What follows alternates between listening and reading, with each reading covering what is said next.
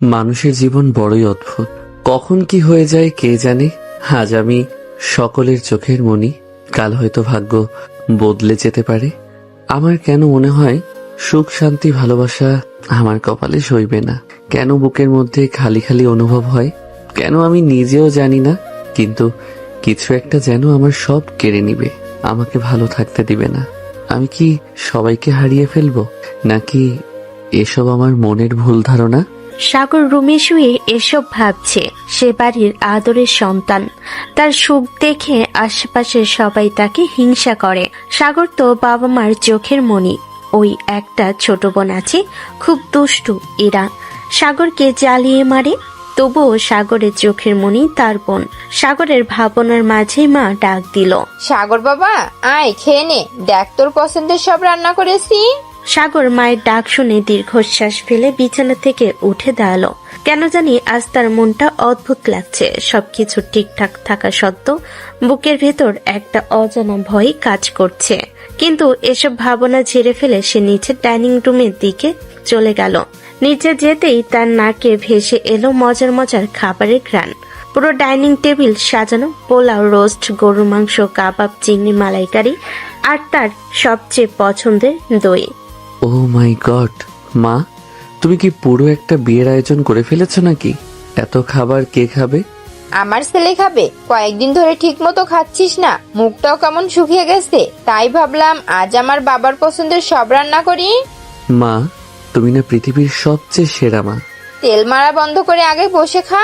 সাগর হেসে চেয়ার টেনে বসতে তার মা নিজের হাতে প্লেটে খাবার তুলে দিতে লাগলেন। এই নে পোলাও, এই নে রোস্ট, আর এই গরুর মাংসটা খেয়ে দেখ। সকালে উঠে নিজে বাজারে গিয়েছি শুধু তোর জন্য। মা এত খাবার দিলে আমি তো আজকেই ফেটে যাব। ফাটলে ফাটবি, তবু আমার সামনে সব খেতে হবে। বাহ, কি সুন্দর দৃশ্য! মনে হচ্ছে এ বাসায় আমি কোনো মানুষই না, আমি হয়তো শোকেশে রাখা কোনো খেলনা। সব ভালোবাসা, সব আদর, সব খাবার শুধু ভাইয়ার জন্যই। আরে তুই আবার শুরু করলি? আমি শুরু করলাম? আমি সকাল থেকে 3 বার বলেছি আমার জন্য ফুচকা বানাতে, কেউ শুনলো না। আর ভাইয়া নিচে নামতেই পুরো রেস্টুরেন্ট খুলে বসে আছে। তোর জন্যও রান্না করেছি। না মা, আপনাকে সান্ত্বনা দিতে হবে না, আমি সব বুঝি। এই সংসারে আমার কোনো মূল্য নেই। কারণ তুই এই সংসারের কেউ না। মানে? তোকে তো কুড়িয়ে পেয়েছে, জানিস না? কি বললি তুই? সত্যি বলছি, মা বাবা আমাকে হাসপাতালে দেখতে গিয়েছিল। ফেরার সময় রাস্তার পাশে একটা ঝুড়িতে তোকে পাওয়া যায়। তারপর দয়া করে বাসায় নিয়ে আসে। মা দেখো, ভাইয়া আবার মিথ্যা বলছে। মিথ্যা কেন হবে? তুই আয়নায় নিজের চেহারা দেখেছিস? আমাদের পরিবারের কারোর সাথে মিল আছে? তোর চেহারা কি শাহরুখ খানের মতো নাকি? আমার চেহারা রাজপুত্রের মতো। হাহ, রাজপুত্র না রাজহাঁস? দেখেছো মা, ছোটরা বড়দের সম্মান করতে জানে না। বড়রা আগে বড়দের মতো আচরণ করুক। কুড়িয়ে পাওয়া মেয়ে আবার কথা বলে। আমি কুড়িয়ে পাওয়া হলে তুই ডাস্টবিন থেকে পাওয়া। কি বললি? ডাস্টবিন থেকে পাওয়া। মা দেখো তোমার মেয়েকে। দুজনেই চুপ কর। মা তুমি বলো আমি কুড়িয়ে পাওয়া না। না, তুই কুড়িয়ে পাওয়া না। শুনেছিস? কারণ তোকে কুড়িয়ে পাওয়া হয়নি, তোকে তো কেউ রেখে পালিয়ে গিয়েছিল। হ্যাঁ, আজকে আমি তোকে ছাড়বো না। বাঁচাও বাঁচাও, এই মেয়ে আমাকে মারবে। দাঁড়া, আজকে তোর খবর আছে। পুরো ডাইনিং রুম জুড়ে শুরু হয়ে গেল ভাই বোনের দৌড়ঝাঁপ।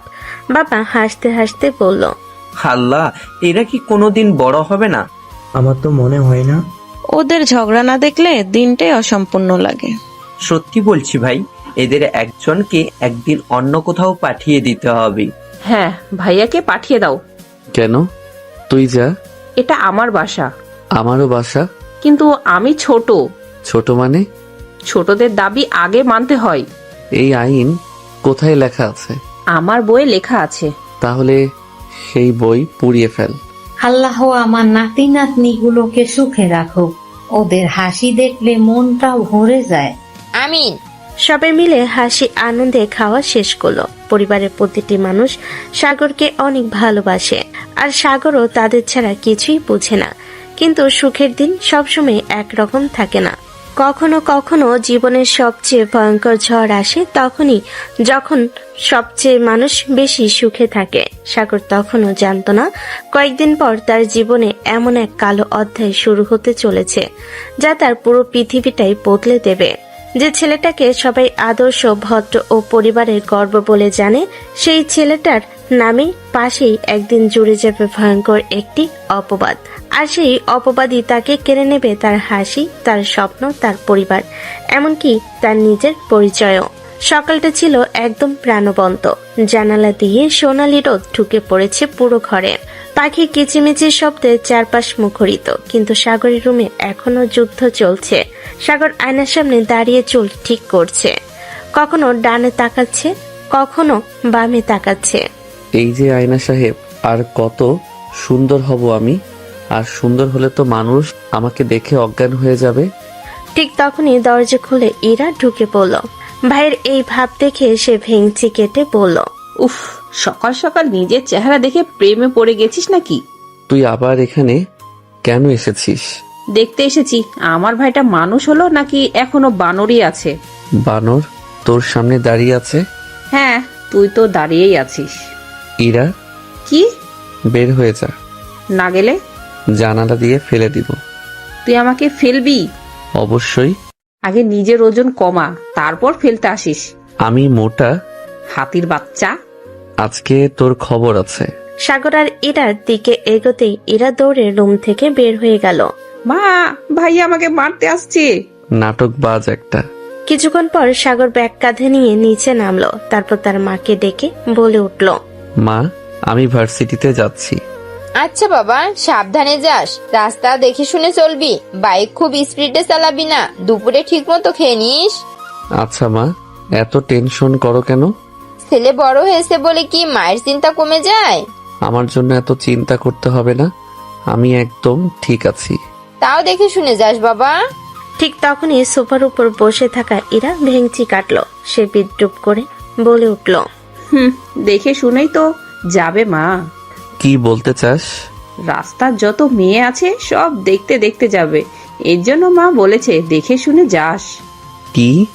হ্যাঁ, না হলে প্রতিদিন এত সময় লাগে কেন? আমি বুঝি সব। তুই আবার শুরু করলি? সত্যি কথা বললেই সমস্যা। তুই কি আমাকে ফলো করিস নাকি? দরকার নেই, তোর মতো ছেলেদের আমি খুব ভালো করেই চিনি। ও তাই নাকি? অবশ্যই, বাইক নিয়ে বের হবে আর ভাব নেবে যেন সিনেমার হিরো। আমি হিরোই। তুই হিরো না, ভিলেনও না, তাহলে?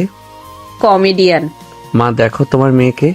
আমি কিছু শুনতে চাই না, তোমরা সকাল সকাল শুরু করিস না। মা, আমি তো সত্যি বলেছি। সত্যি বলছিস? অবশ্যই। তাহলে তুই প্রতিদিন স্কুলে যাওয়ার সময় কেন আয়নার সামনে আধা ঘন্টা দাঁড়িয়ে থাকিস? আমি সুন্দর হওয়ার জন্য। তাহলে আমি মেয়েদের দেখার জন্য? কি? না মানে ধরা খেয়ে গেছিস?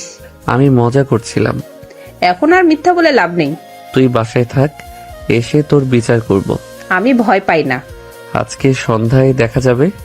আসিস আগে। বাদুর কোথাকার। বানর কোথাকার। আল্লাহ, এদের একজনকে অন্য গ্রহে পাঠিয়ে দাও। দুজনকেই পাঠিয়ে দেওয়া উচিত। আগে ভাইয়াকে পাঠান। আগে তুই যা। শেষমেশ সাগর সবার থেকে বিদায় নিয়ে বাইরে চলে এলো। বাড়ির বাইরে তার প্রিয় স্পোর্টস বাইকটা দাঁড়িয়েছিল। সাগর হেলমেট পরে বাইকে উঠল। আল্লাহ হাফেজ। মুহূর্তের মধ্যে বাইকটা রাস্তা ধরে ছুটল। শহরের ব্যস্ত রাস্তা পেরিয়ে প্রায় 40 মিনিট পর সাগর পৌঁছে গেল ভার্সিটিতে। ভার্সিটির মূল গেটের সামনে একটা গাছের নিচে দাঁড়িয়েছিল তার সবচেয়ে কাছের বন্ধু সিয়াম। সিয়াম আর সাগরের বন্ধুত্ব স্কুল জীবন থেকে। দুজন একে অপরকে সবকিছু জানে, সুখ দুঃখ সবসময় একসাথে ভাগাভাগি করে। অবশেষে মহারাজের আগমন হলো। কি হয়েছে? কি হয়েছে মানে? আমি আধা ঘন্টা ধরে দাঁড়িয়ে আছি। আরে ভাই, আমার একটা বাদুর বোন আছে না, প্রতিদিন পিছনে লাগে। সকালে বের হওয়ার সময়ও শান্তি দেয় না। যেমন তুই তেমন তোর বোন, দুটোই বাদর। আমি বাদর? অবশ্যই। আমি এত ভদ্র ছেলে। তুই আর ভদ্র কেন? গত সপ্তাহে ক্লাসে স্যারের সামনে কে বলেছিল, স্যার আপনি আজকে খুব স্মার্ট লাগছেন? তো তারপর পুরো ক্লাস হাসতে শুরু করেছিল। আমি তো প্রশংসা করেছিলাম। প্রশংসা না, মজা করেছিলি। আচ্ছা ওটা বাদ দে, বাদ দিব কেন? কারণ আমি তোর বন্ধু। সেই কারণেই তো বলছি। চল ক্লাসে যাই। দাঁড়া, একটা কথা বলি। বল। আজকে নতুন কিছু মেয়ে ভর্তি হয়েছে শুনেছি, তো দেখতে যাবি না? আমি এসব দেখি না। তুই না দেখলেও চোখ দেখবে। তুই কখনো মানুষ হবি না। তুইও না। দুজন বন্ধু গল্প করতে করতে ডিপার্টমেন্টের দিকে হাঁটতে লাগলো। তারা কেউ জানলো না এই সাধারণ দিনের আড়ালে ধীরে ধীরে এগিয়ে আসছে এক ভয়ঙ্কর ঝড়। সাগর আর সিএম গল্প করতে করতে ডিপার্টমেন্টের সামনে এসে দাঁড়ালো।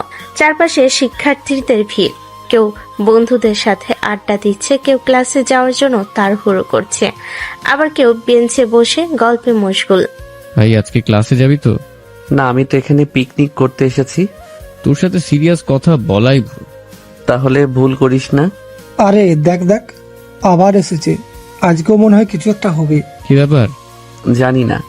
সাগরের সামনে তাকাতে কপাল কুঁচিয়ে গেল। তার দিকে এগিয়ে আসছে একটি মেয়ে। মেয়েটিকে দেখে সাগর বিরক্ত হয়ে গেল। মেয়েটার নাম মিতু, বড়লোক বাবার একমাত্র মেয়ে। ছোটবেলা থেকে যা চেয়েছে তাই পেয়েছে, কারণ না শুনতে অভ্যস্ত নয়।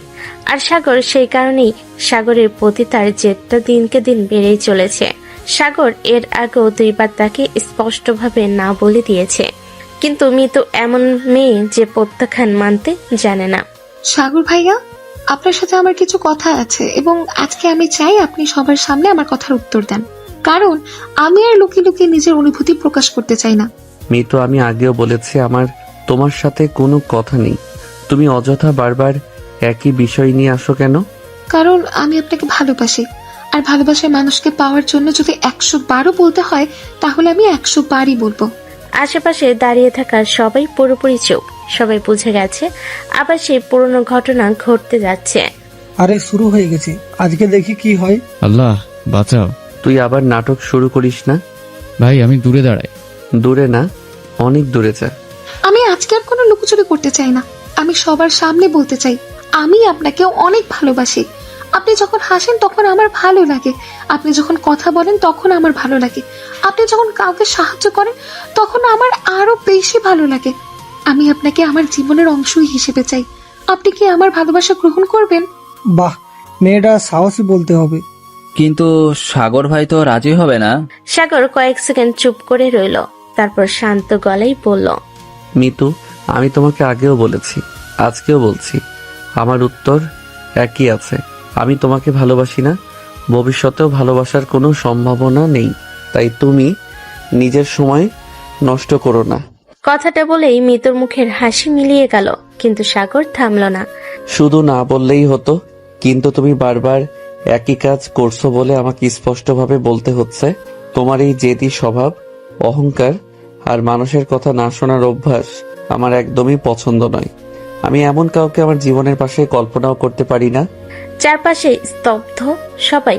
মিতুর চোখে রাগ স্পষ্ট হয়ে উঠছিল। মিতু এবার রেগে গিয়ে চিৎকার করে উঠল, তাহলে তুমি আমাকে আবারও সবার সামনে অপমান করলে?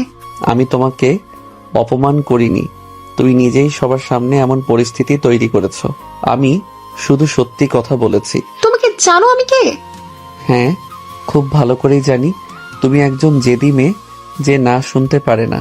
তুমি আমাকে প্রত্যাখ্যান করে খুব বড় ভুল করেছো। আমার মনে হয় না। বারবার আমাকে রিজেক্ট করছো তো। এর ফল তোমাকে পেতে হবে সাগর। এমন ফল পাবে যা তুমি কখনো কল্পনাও করনি।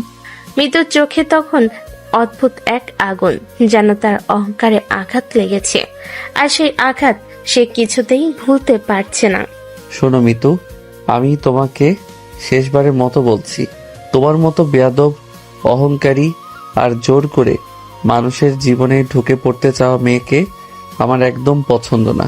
আর একটা কথা ভালো করে শুনে রাখো, আজকের পর আমার আশেপাশে ঘোরাঘুরি করবে না। আমি তোমাকে কোনো আশা দেইনি, ভবিষ্যতেও দিব না। তুমি এর জন্য অনুতপ্ত হবে।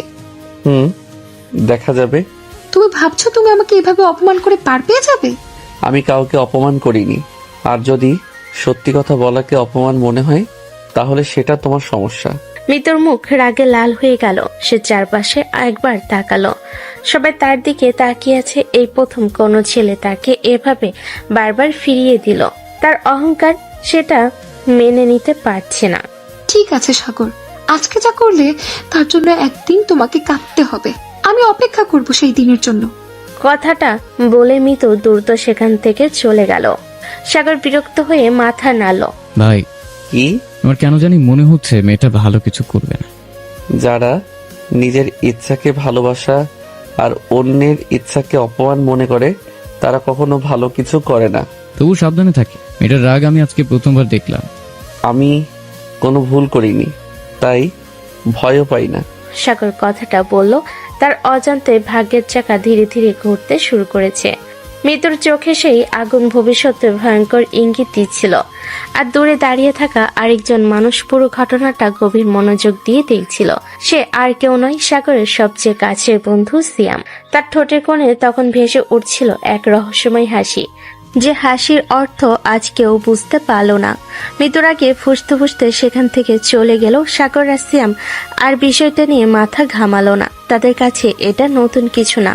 গত কয়েক মাস ধরে মৃত্যু বারবার নিজের অনুভূতির কথা বলছে, আর সাগর প্রতিবারই ভদ্রভাবে না বলেছে। কিন্তু আজকের ঘটনাটা একটু অন্যরকম ছিল, কারণ আজ পুরো ভার্সিটির সামনে মৃত্যুর অহংকারে আঘাত লেগেছে। আর কিছু মানুষ অপমান ভুলে যেতে পারে, আবার কিছু মানুষ অপমানকে প্রতিশোধে পরিণত করে। সাগর অবশ্য এসব কিছুই জানতো না। সে সিয়ামকে নিয়ে ক্লাসরুমে ঢুকে পড়ল। ভাই, আমি এখনো বিশ্বাস করতে পারছি না যে তুই আবারও মেয়েটাকে না বলে দিলি। না বলবো না তো কি হ্যাঁ বলবো? পছন্দ না হলে জোর করে ভালোবাসা যায় নাকি? সেটা ঠিক আছে, কিন্তু মেয়েটা দেখতে সুন্দর। বড় লোকের মেয়ে আবার তোকে এত ভালোবাসেও।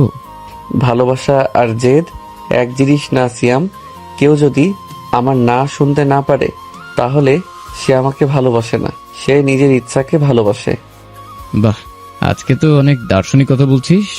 তুই চুপ করে ক্লাস কর। স্যার আসার আগ পর্যন্ত আমি কোনো ক্লাস করি না। তুই জন্মগত ফাঁকিবাজ। ধন্যবাদ। দুজনে কথার মাঝে শিক্ষক ক্লাসে প্রবেশ করলেন। সাথে সাথে পুরো ক্লাসরুম চুপ হয়ে গেল। আজকে সবাই মনোযোগ দিয়ে ক্লাস করবে। গত ক্লাসের বিষয় নিয়ে আমি প্রশ্ন করব, আর কেউ যদি উত্তর দিতে না পারে তাহলে কিন্তু সমস্যা হবে। ভাই, আমি শেষ। কেন? কারণ গত ক্লাসে আমি ঘুমিয়েছিলাম। তাহলে আজকে কান ধরে দাঁড়িয়ে থাকবি। বন্ধু হয়ে এমন কথা বলতে পারলি? খুব সহজে পারলাম। ক্লাসে আবারও হাসির রোল পড়ে গেল। এভাবেই ক্লাস চলতে লাগলো। অন্যদিকে ভার্সিটির পেছনের বাগানে একটি বেঞ্চে বসে আছে মিতু। তার মুখ গোমরা, চোখে মুখে স্পষ্ট রাগ। তার পাশে বসে আছে তার কয়েকজন ঘনিষ্ঠ বান্ধবী। আমি এখনো বিশ্বাস করতে পারছি না যে সাগর ভাইয়া তোকে আবার রিজেক্ট করেছে। সত্যি বলছি, আমার নিজেরই রাগ হচ্ছে। তোর মতো একটা মেয়েকে কেউ না বলে কিভাবে? ভার্সিটির কত ছেলে তোর পিছনে ঘোরে, আর সাগর ভাইয়া বারবার তোকে ফিরিয়ে দিচ্ছে। এটা তো সরাসরি অপমান। আমি এই অপমান কোনোদিন ভুলবো না। ভুলবেও না। তুই যদি চাস তাহলে এমন শিক্ষা দিতে পারিস যে সারা জীবন মনে রাখবে। আমি এখন শুধু একটা কথাই ভাবছি। কি কথা? সাগর বারবার আমাকে অপমান করেছে, বারবার আমার অহংকারে আঘাত দিয়েছে। এর শোধ আমি অবশ্যই নিব। এই তো আমার বান্ধবী, তুই যা চাইবি আমরা তোর সাথে আছি। আমি কাউকে ছাড়ি না, আর সাগরও ছাড় পাবে না। মিতুর চোখে তখন অদ্ভুত এক কঠোরতা। তার মাথায় কি চলছে সেটা কেউ বুঝতে পারছে না, কিন্তু একটা বিষয় পরিষ্কার, সে প্রতিশোধ নিতে চাইছে। এদিকে ক্লাস শেষ হতে হতে বিকেল হয়ে গেল। সাগর আর সিয়াম ক্যাম্পাসে কিছুক্ষণ আড্ডা দিল। আজকে বাড়ি গিয়ে কি করবি? প্রথমে খাওয়া, তারপর ঘুম। তোর জীবনটা কত শান্ত। শান্ত না, আমার বাসায় ইরা আছে। ও হ্যাঁ, তাহলে শান্তি শব্দটা বাদ। একদম বাদ। তোর বোনকে দেখলেই কেন জানি আমার হাসি পায়। আমার কান্না পায়। কাল দেখা হবে ভাই। আচ্ছা, সাবধানে যাস। সাগর বাইকে উঠে বাড়ির পথে রওনা দিল। প্রায় 1 ঘন্টা পর সে বাড়িতে পৌঁছালো। বাইক গ্যারেজে রেখে ঘরে ঢুকতেই ওহ, মহারাজ এসেছেন, সবাই সাবধান। আবার শুরু করলি? আমি তো সত্যি বলেছি। কোন সত্যি? ভার্সিটি গিয়ে কত মেয়েকে ইমপ্রেস করতে আসলে। তুই খবর রাখিস নাকি? আমার গুপ্তচর আসছে। তোর গুপ্তচরের নাম কি? বলবো না, রাষ্ট্রীয় গোপন তথ্য। রাষ্ট্রীয় গোপন তথ্য তোর মাথা। দেখো মা, ভাইয়া আমাকে অপমান করছে। তোরা শুরু করিস না। সাগর, হাত মুখ ধুয়ে আয়। না মা, আগে জিজ্ঞাসা করো ভার্সিটিতে কত মেয়ের সাথে কথা বলেছে। তুই এত আগ্রহী কেন? কারণ আমি জনগণের প্রতিনিধি। তুই জনগণের প্রতিনিধি না, তুই জনগণের সমস্যা। কি বললি? ঠিকই বলেছি। মা দেখো। মা দেখো। দুজনে একসঙ্গে মায়ের সাথে নালিশ করতে লাগলো। দৃশ্যটা দেখে সবাই হাসতে শুরু করলো। এদের দেখে মনে হয় না একজন ভার্সিটিতে পড়ে আর একজন স্কুলে পড়ে। আমার তো মনে হয় দুজনেই নার্সারিতে পড়ে। আমি কিন্তু ভাইয়ার মতো না। হ্যাঁ, তুই আরো ভয়ঙ্কর। আমি ভয়ঙ্কর। একদম। তাহলে আজকে রাত তোর সব চকলেট খেয়ে ফেলবো। খবরদার। খেয়েই ফেলবো। তাহলে তোর সব আইসক্রিম আমি খেয়ে ফেলবো। সাহস আছে? অবশ্যই আছে। আবারও শুরু হয়ে গেল ভাই বোনের তর্ক। আর তাদের এই ঝগড়া দেখে পুরো পরিবার হাসিতে মেতে উঠল। কিন্তু কেউ জানতো না এই হাসি খুশি পরিবারটার উপর খুব শীঘ্রই নেমে আসতে চলেছে ভয়ঙ্কর এক অন্ধকার। আর সেই অন্ধকারের সূচনা ইতিমধ্যেই হয়ে গেছে। দিনগুলো খুব দ্রুত কেটে যাচ্ছিল। দেখতে দেখতে কয়েকদিন পার হয়ে গেল। ভার্সিটির বন্ধুদের আড্ডা, বাসায় ইরার সাথে প্রতিদিনের ঝগড়া, সবকিছুর আগের মতোই চলছে। তবে একটা বিষয় সাগর খেয়াল করেনি। শ্যাম গত কয়েকদিন ধরে একটু যেন বেশি ব্যস্ত। মাঝে মাঝে কারোর সাথে ফোনে কথা বলছে, আবার সাগর কাছে আসলেই বিষয় বদলে ফেলছে। কিন্তু সাগর এসব নিয়ে মাথা ঘামায়নি, কারণ আগামীকাল তার জন্মদিন। আর জন্মদিন নিয়ে তার কখনো একটা মাতামাতি থাকে না। তার কাছে জন্মদিন মানে পরিবারের সাথে সময় কাটানো, মায়ের হাতের রান্না বান্না আর ইরার অদ্ভুত উপহার। সেদিন রাত, ঘড়িতে তখন 11:30। সাগর নিজের রুমে বসে মোবাইল দেখছিল। এমন সময় তার ফোনে বেজে উঠল, স্ক্রিনে ভেসে উঠল সিয়াম কলিং। এই রাতে আবার কি হলো? ফোন রিসিভ করতেই ওপাশ থেকে সিয়ামের তাড়াহুড়ো করা গলা ভেসে এলো। ভাই তুই এক্ষুনি বের হ, জরুরি কাজ আছে। এই রাতে? তোর মাথা ঠিক আছে? আমি একদম সিরিয়াস, তুই এক্ষুনি বের হ। কোথায় যাব? লোকেশন পাঠাচ্ছি, সেখানে আয়। আগে বল কি হয়েছে। ফোনে বলা যাবে না, খুব গুরুত্বপূর্ণ বিষয়। তুই এমন ভাব করছিস যেন দেশের প্রধানমন্ত্রী আমাকে ডাকছে। আরে ভাই বেশি কথা বলিস না, তাড়াতাড়ি আয়। ঠিক আছে, আসছি। আজব ছেলে একটা। এই রাতে কোথায় যাচ্ছিস বাবা? সিয়ামের নাকি জরুরি কাজ আছে, একটু গিয়ে দেখে আসি। বেশি রাত করিস না। আচ্ছা বাবা। আমার কেন জানি মনে হচ্ছে ভাইয়া গোপনে প্রেম করছে। তুই না একদিন মাইর খাবি। সত্যি কথা বললে রাগ হয়। চুপ কর বাদুর। চুপ কর বানর। সাগর আর কোনো কথা না বলে বের হয়ে গেল। প্রায় 20 মিনিট পর সে সিয়ামের পাঠানো লোকেশনে পৌঁছালো। জায়গাটা ছিল শহরের নামি দামি একটি ক্লাব। বাইরে থেকে দেখে সবকিছু অন্ধকার লাগছিল, যেন জায়গাটা বন্ধ। সাগর ভেতরে ঢুকতে দেখতে পেল সিয়াম একা দাঁড়িয়ে আছে। কিরে, এখানে ডেকে আনলি কেন? 2 মিনিট অপেক্ষা কর। কিসের জন্য? সারপ্রাইজ। তোর সারপ্রাইজ গুলো কখনো ভালো হয় না। এইবার হবে। আমার কেন জানি ভয় করছে। ভয় পাবি না, দাঁড়া। হঠাৎ পুরো হলরুমে আলো একসাথে জ্বলে উঠল। মুহূর্তের মধ্যেই চারপাশ রঙিন আলোয় ভরে গেল। তারপর একসাথে অসংখ্য কণ্ঠ ভেসে এলো। Happy birthday to you, happy birthday to you, happy birthday dear Sagar, happy birthday to you. Sagar পুরোপুরি অবাক হয়ে গেল। কয়েক সেকেন্ড সে শুধু চারপাশে তাকিয়ে রইল। আমি কি স্বপ্ন দেখছি? পুরো হলরুম বেলুন, লাইট আর সাজসজ্জায় ভরা। তার ক্লাসের প্রায় সবাই উপস্থিত, জুনিয়ররাও এসেছে, এমনকি কয়েকজন শিক্ষকও উপস্থিত। ও মাই গড, কেমন লাগলো সারপ্রাইজ? তুই পাগল, এত বড় আয়োজন করলি। আমার সবচেয়ে কাছের বন্ধুর জন্মদিন বলে কথা। ধন্যবাদ ভাই, সত্যি আমি একদমই বুঝতে পারিনি। সেটাই তো উদ্দেশ্য ছিল। শুভ জন্মদিন ভাই, আল্লাহ তোমাকে অনেক সুখে রাখুক। আজ কিন্তু ট্রিট ছাড়া ছাড়বো না। ঠিক আছে বাবা, সবাইকে খাওয়াবো।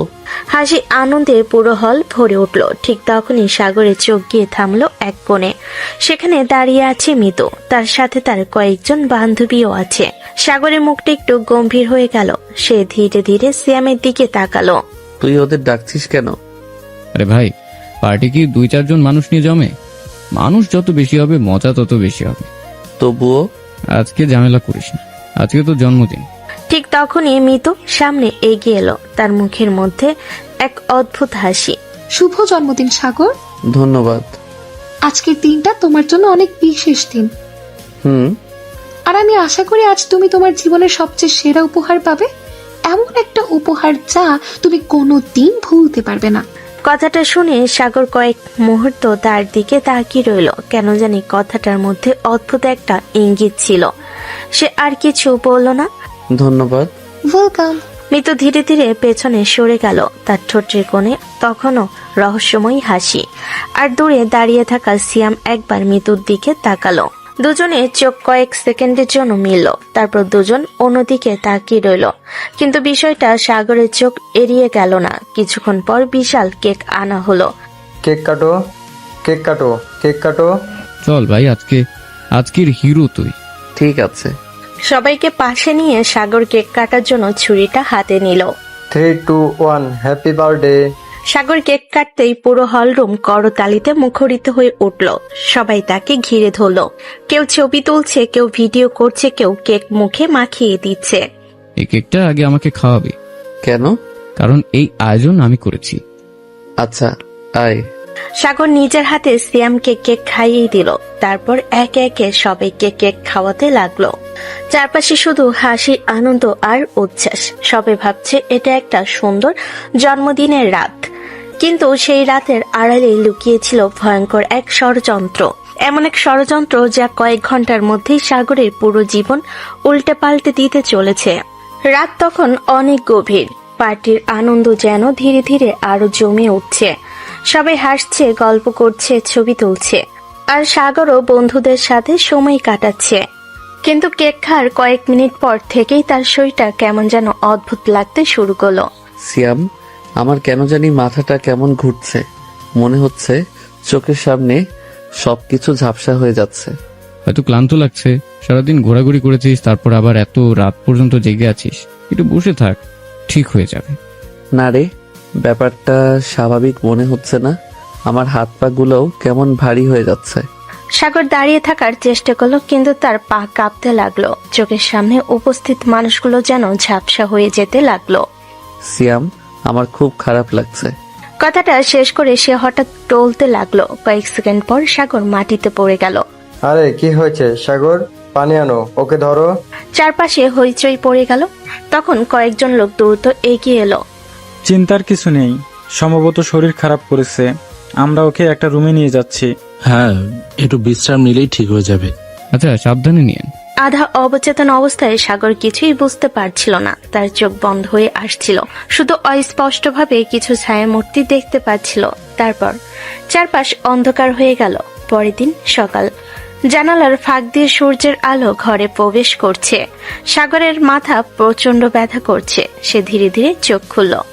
আমি কোথায়? মাথাটা যেন ফেটে যাচ্ছে। সে ধীরে ধীরে উঠে বসতে গেল। ঠিক তখনই, তুমি আমার সাথে এটা কিভাবে করতে পারলে সাগর? কি হয়েছে? সাগর বিস্ময়ে চারপাশে তাকালো। এটা তার রুম না। সে আগে কখনো এই রুম দেখেনি। তার বুক ধকধক করতে লাগলো। আমি এখানে কিভাবে এলাম? অভিনয় করো না। সারা রাত যা করার করে এখন আবার কিছু জানো না সাচ্ছ? তুমি কি বলছো? আমি কিছুই বুঝতে পারছি না। তুমি আমাকে শেষ করে দিয়েছো, আমার জীবন নষ্ট করে দিয়েছো। তুমি আমাকে ধর্ষণ করেছো। কি বললে? তুমি পাগল হয়ে গেছো নাকি? আমি তোমার সাথে এমন কিছু করিনি। মিথ্যা বলো না। আমি কাউকে মুখ দেখাবো কিভাবে এখন? তো কান্না করতে করতে মেঝেতে বসে পড়ল। ঠিক তখনই দরজা খুলে অনেক মানুষ ভিতরে ঢুকে পড়ল। মৃত্যুর বান্ধবীরা, কিছু ছাত্রছাত্রী, ক্লাবের আয়োজক লোক, সবাই একসাথে হতবাক মুখে তাকিয়ে রইল। হায় আল্লাহ, সাগর ভাই এমন করতে পারলো? আমি বিশ্বাসই করতে পারছি না। মিতুর জীবন শেষ হয়ে গেল। চুপ, সবাই চুপ। তোমরা কেউ কিছু জানো না। আমি নিজেই জানি না আমি এখানে কিভাবে এসেছি। এখন নাটক করে লাভ নেই। আমি সব বলবো, সবাইকে বলবো তুমি আমার সাথে কি করেছো। মুহূর্তের মধ্যে চারিদিকে খবর ছড়িয়ে পড়ল। কিছুক্ষণের মধ্যেই ফোন গেল মিতুর বাবার কাছে, ফোন গেল সাগরের বাবা মায়ের কাছে, আর তার কিছুক্ষণ পর সাইরেনের শব্দ। পুলিশ এসে পৌঁছালো। কয়েকজন অফিসার দ্রুত ঘরে প্রবেশ করলো। কি হয়েছে এখানে? স্যার, এই ছেলে আমাকে ধর্ষণ করেছে। না স্যার, এটা মিথ্যা। আমি নির্দোষ। আমি কিছুই করিনি। সব কথা থানায় গিয়ে বলবেন। স্যার, অন্তত আমার কথা শুনুন। গত রাতে কেক খাওয়ার পর আমি অজ্ঞান হয়ে গিয়েছিলাম। তারপর কি হয়েছে আমি জানি না। দেখেছেন স্যার, এখন গল্প বানাচ্ছে। ঠিক তখনই দৌড়ে ঘরে ঢুকলেন সাগরের বাবা মা। সাগরের মা দৌড়ে এসে বলল, আমার ছেলে সাগর, কি হয়েছে বাবা? এসব কি শুনছি আমি? বাবা মা, আমি কিছু করিনি। আমি শপথ করে বলছি আমি নির্দোষ। আমি জানি বাবা, আমি জানি আমার ছেলে এমন না। আমার ছেলে কোনো মেয়ের দিকে উঁচু চোখে তাকায় না। আমার ছেলে এমন কাজ করতে পারে না। আমি আমার ছেলেকে এমন শিক্ষা দিইনি। আমি তাকে সম্মান করতে শিখিয়েছি। সে এমন কাজ করতে পারে না। আঙ্কেল, আমি কি মিথ্যা বলবো? আমার জীবন নষ্ট হয়ে গেছে। মেয়েটাকে মিথ্যা বলবে? ছেলেটাকে দেখে ভদ্র মনে হতো। ভদ্র চেহারার আড়ালে কত কিছু লুকিয়ে থাকে। তোমরা কেন আমার কথা বিশ্বাস করছো না? আমি নির্দোষ। আমি কাউকে স্পর্শ করিনি। আমাকে ফাঁসানো হচ্ছে। কিন্তু কেউ শুনল না, কেউ বিশ্বাস করলো না। যেন এক মুহূর্তে সবাই তার বিরুদ্ধে চলে গেল। সাগর, আপনাকে আমাদের সাথে যেতে হবে। স্যার, আমি নির্দোষ। চলুন। না, আমার ছেলেকে নিয়ে যাবেন না। আমার ছেলে নির্দোষ। আপনারা ভুল করছেন। অন্তত তদন্ত করুন। অন্তত ওর কথাটা শুনুন। কিন্তু কেউ তাদের আর্তনাদ শুনল না। সাগরের মা কান্না করতে করতে ছেলের হাত ধরে রাখার চেষ্টা করলেন, আর সাগর শুধু অসহায়ের মতো তাকিয়ে রইল। মা, আমি সত্যি কিছু করিনি, বিশ্বাস করো মা।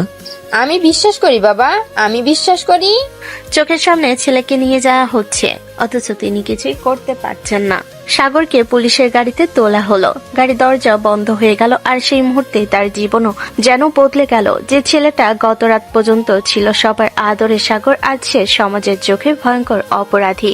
কিন্তু সত্যিটা কি? সত্যি কি অপরাধী, নাকি ভয়ঙ্কর কোনো ষড়যন্ত্রের শিকার? সেই উত্তর এখনো অজানা।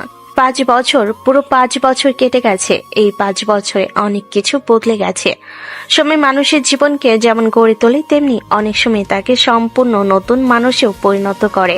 যে সাগর একসময় ছিল পরিবারের আদরের ছেলে, বন্ধুদের প্রাণকেন্দ্র, সবার প্রিয়, আজ সে আর সেই সাগর নেই। তার হাসি বদলে গেছে, তার চোখের ভাষা বদলে গেছে, তার জীবনের সংজ্ঞাও বদলে গেছে। বর্তমানে আমেরিকার নিউ ইয়র্ক শহর, আকাশ ছোঁয়া একটি বিশাল ভবনের সর্বোচ্চ তলায় উপস্থিত চৌধুরী গ্লোবাল কর্পোরেশনের হেড অফিস। পুরো ভবনটাই যেন ক্ষমতা, অর্থ আর প্রভাবের প্রতীক। এই কোম্পানির নাম শুনলে বড় বড় ব্যবসায়ীদের মুখে রং বদলে যায়, কারণ এর মালিক একজন মানুষ, যার নাম শুনলে পুরো বিজনেস ওয়ার্ল্ড কেঁপে ওঠে। সেই নাম সাগর চৌধুরী, আমেরিকার অন্যতম সফল বিজনেস টাইকুন, কয়েকশো বিলিয়ন ডলারের মালিক, যার এক ইশারায় শেয়ার মার্কেট ওঠানামা করে, যার সাথে মিটিং করার জন্য পৃথিবী বড় বড় ব্যবসায়ীরা মাসের পর মাস অপেক্ষা করে। কিন্তু এই মুহূর্তে নিজের বিশাল অফিস রুমে জানালার সামনে দাঁড়িয়ে আছে সাগর। তার চোখ দূরের আকাশে, মুখে কোনো অনুভূতি নেই। 5 বছর আগে সেই হাসি খুশি ছেলেটা কোনো অস্তিত্ব আর দেখা যায় না। তার চেহারায় এখন শুধু কঠোরতা, তার ব্যক্তিত্বে এখন শুধু ক্ষমতার ছাপ। ঠিক তখনই দরজা খুলে ভেতরে প্রবেশ করলো একজন তরুণী। মেয়েটির নাম আনিকা রহমান, সাগর চৌধুরীর ব্যক্তিগত সহকারী। গত 3 বছর ধরে সে সাগরের সাথে কাজ করছে, আর এই 3 বছরে সে একটা জিনিস খুব ভালোভাবে বুঝেছে, পৃথিবীর কাছে সাগর চৌধুরী একজন বিজনেস কিং, কিন্তু ভেতরে ভেতরে সে ভীষণ একা মানুষ। স্যার, আপনি এখনো এখানে দাঁড়িয়ে আছেন? আর মাত্র 10 মিনিট পরে বোর্ড মিটিং শুরু হবে, সবাই আপনার জন্য অপেক্ষা করছে। সাগর কোনো উত্তর দিল না। কয়েক সেকেন্ড নীরব থাকার পর ধীরে ধীরে ঘুরে তাকালো। মিটিং ক্যান্সেল করে দাও। জি। আমি বলেছি মিটিং ক্যান্সেল করে দাও। আজকে আমার ভালো লাগছে না। আনিকা যেন নিজের কানকে বিশ্বাস করতে পারল না। সে কি ঠিক শুনলো নাকি? স্যার, আপনি কি সিরিয়াসলি বলছেন? এই মিটিং এর জন্য গত 6 মাস ধরে প্রস্তুতি চলছে। ইউরোপের 3টা বড় কোম্পানির চেয়ারম্যান ইতিমধ্যে এসে পৌঁছেছেন। এই ডিলটা যদি ফাইনাল হয়, তাহলে কয়েক বিলিয়ন ডলারের প্রজেক্ট শুরু হবে। এটা ক্যান্সেল হলে বিশাল ক্ষতি হয়ে যাবে স্যার। সাগর শান্তভাবে নিজের চেয়ারটায় বসে পড়ল, তারপর টেবিলের উপর আঙ্গুল ঠুকতে ঠুকতে বলল, আনিকা, তুমি কতদিন ধরে আমার সাথে কাজ করছো? 3 বছর। তাহলে এখনো আমাকে চিনতে পারোনি? মানে? তুমি বলছো কয়েক বিলিয়ন ডলারের ডিল মিস হয়ে গেলে ক্ষতি হবে, কিন্তু তুমি ভুলে যাচ্ছ একটা জিনিস। আমি সাগর চৌধুরী, আমেরিকার বিজনেস টাইকুন। এই সামান্য কয়েক বিলিয়ন ডলারের মিটিং লস হলে আমার কিছুই হবে না। আমি চাইলে আগামীকাল এর দ্বিগুণ বড় ডিল করতে পারবো। টাকা সবকিছু নয় স্যার, কিন্তু আপনার ইমেজে তো একটা বিষয়। আপনি কখনো কোনো গুরুত্বপূর্ণ মিটিং বাতিল করেন না। আজকে হঠাৎ এমন সিদ্ধান্ত কেন? কারণ আজকের দিনটা আমার ভালো লাগে না। কোনো বিশেষ কারণ? সাগর কয়েক সেকেন্ড চুপ করে রইল, তারপর ঠোঁটে তিক্ত হাসি ফোটালো। আজ থেকে ঠিক 5 বছর আগে আমার জীবন শেষ হয়ে গিয়েছিল। আনিকা নীরব হয়ে গেল। সে জানে সাগর অতীত সম্পর্কে খুব কম মানুষই জানে, কারণ সাগর নিজের অতীত নিয়ে কখনো কথা বলে না। আপনি এখনো সেই ঘটনা ভুলতে পারেননি, তাই না? কিছু জিনিস মানুষ ভুলতে পারে না, বিশেষ করে যখন নিজের চোখের সামনে নিজের জীবন ধ্বংস হতে দেখে, যখন সবাই তোমাকে অপরাধী ভাবে, যখন নিজের নির্দোষ হওয়ার পরেও কেউ তোমার কথা বিশ্বাস করে না, তখন নিজের আপন মানুষগুলোর চোখে কষ্ট দেখতে হয়। তখন মানুষ বেঁচে থাকে ঠিকই, কিন্তু ভেতর থেকে মরে যায়। স্যার, অতীত নিয়ে এত ভাবলে চলবে না। আপনি আজ পৃথিবীর সবচেয়ে সফল মানুষদের একজন। আপনার কোম্পানিগুলো বিশ্বের বিভিন্ন দেশে ব্যবসা করছে। হাজার হাজার মানুষ আপনার অধীনে কাজ করছে। আপনার নাম শুনে মানুষ সম্মান করে। আপনি যা অর্জন করেছেন তা অনেকের স্বপ্ন। সম্মান? সম্মান শব্দটা খুব অদ্ভুত আনিকা। যেদিন মানুষ তোমাকে ভালোবাসে সেদিন তুমি সম্মানিত, আর যেদিন মানুষ তোমাকে ঘৃণা করে সেদিন তুমি অপরাধী। আমি সেই দুই দিকই দেখেছি। আনিকা বুঝতে পারছে না কি বলবে, ঠিক তখনই ফোন বেজে উঠল। স্যার, বোর্ড সদস্যরা আবার ফোন করছে। বলো, আমি আজ মিটিং করব না। স্যার, এটা আদেশ? ঠিক আছে স্যার। আনিকা ফোন করতে চলে গেল, আর সাগর ধীরে উঠে জানালার সামনে গিয়ে দাঁড়ালো। নিচে নিউ ইয়র্ক শহরের হাজারো আলো জ্বলছে, কোটি কোটি মানুষের ভিড়, অথচ এই ভিড়ের মাঝেও সে একা। তার চোখের সামনে ভেসে উঠল একটা কান্নারত মা, একজন ভেঙে পড়া বাবা, একটা চিৎকার করতে থাকা ছোট বোন, আর একটা মিথ্যা অভিযোগ। সাগরের চোখ মুহূর্তে যেন বন্ধ হয়ে গেল। আমি ফিরে আসব, আমি অবশ্যই ফিরে আসব। যারা আমার জীবন ধ্বংস করেছে তাদের সামনে একদিন আমি দাঁড়াবো, আর সেদিন সত্যিটা সবাইকে জানাবো। 5 বছর আগে তারা আমার সবকিছু কেড়ে নিয়েছিল, এবার আমার পালা।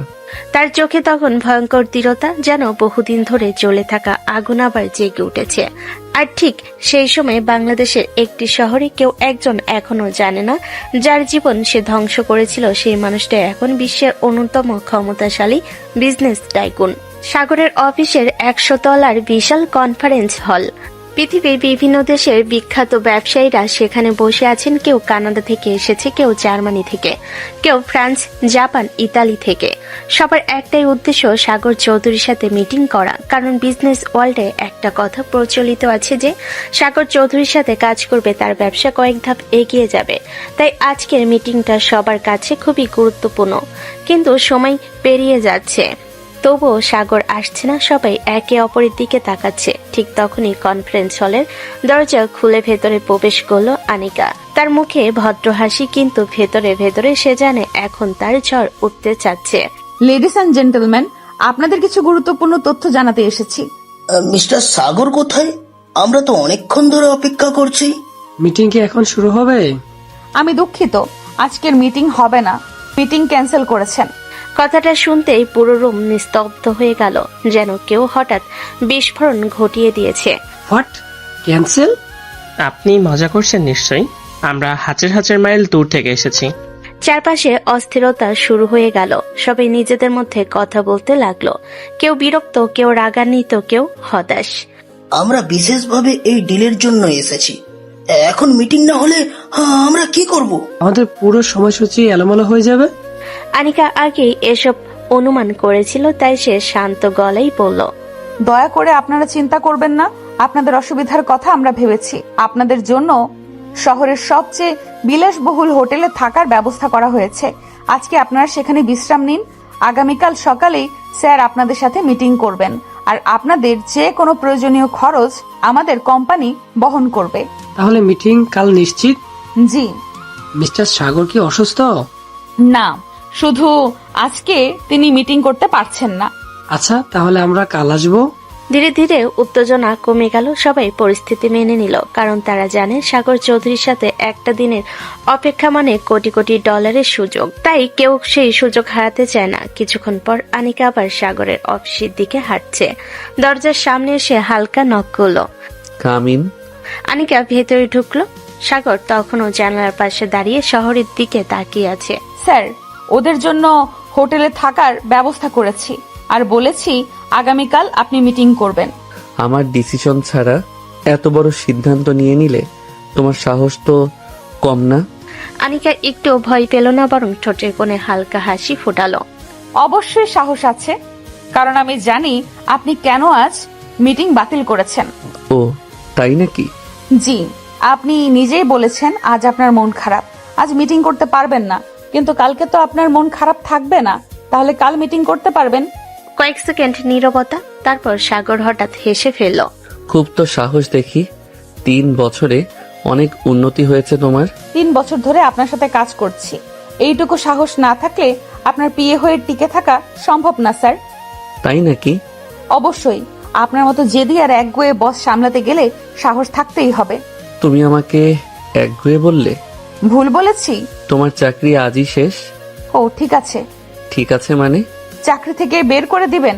দিতেই পারেন, তাতে আমার কি। আমি তোমাকে চাকরি থেকে বের করে দিব, আর তুমি বলছো তাতে তোমার কি? হ্যাঁ, চাকরি চলে গেলে অন্য চাকরি খুঁজে নেব, পৃথিবী তো শেষ হয়ে যাবে না। ও এত আত্মবিশ্বাস? আত্মবিশ্বাস না স্যার, বাস্তবতা। আনিকার মুখে দুষ্ট হাসি, আর মনে মনে সে জানে সাগর তাকে কখনো চাকরি থেকে বের করবে না। গত 3 বছরে সে এটা খুব ভালোভাবেই বুঝে গেছে। পৃথিবীর সবাই সাগর চৌধুরীকে ভয় পায়, কিন্তু তার রাগের আড়ালে অন্য একটা মানুষও আছে যে কখনো নিজের কাছে মানুষদের কষ্ট দিতে পারে না। আনিকা মাঝে মাঝে ভাবে সাগর কি তাকে একটু আলাদা চোখে দেখে, কিন্তু সে কখনো প্রশ্নটা করেনি, আর সাগর কখনো কিছু বলেনি। এদিকে সাগর চেয়ারে হেলান দিয়ে আনিকার দিকে তাকিয়ে রইল। জানো, অন্য কেউ হলে এতক্ষণে চাকরি হারিয়ে ফেলতো, কিন্তু আমি অন্য কেউ না।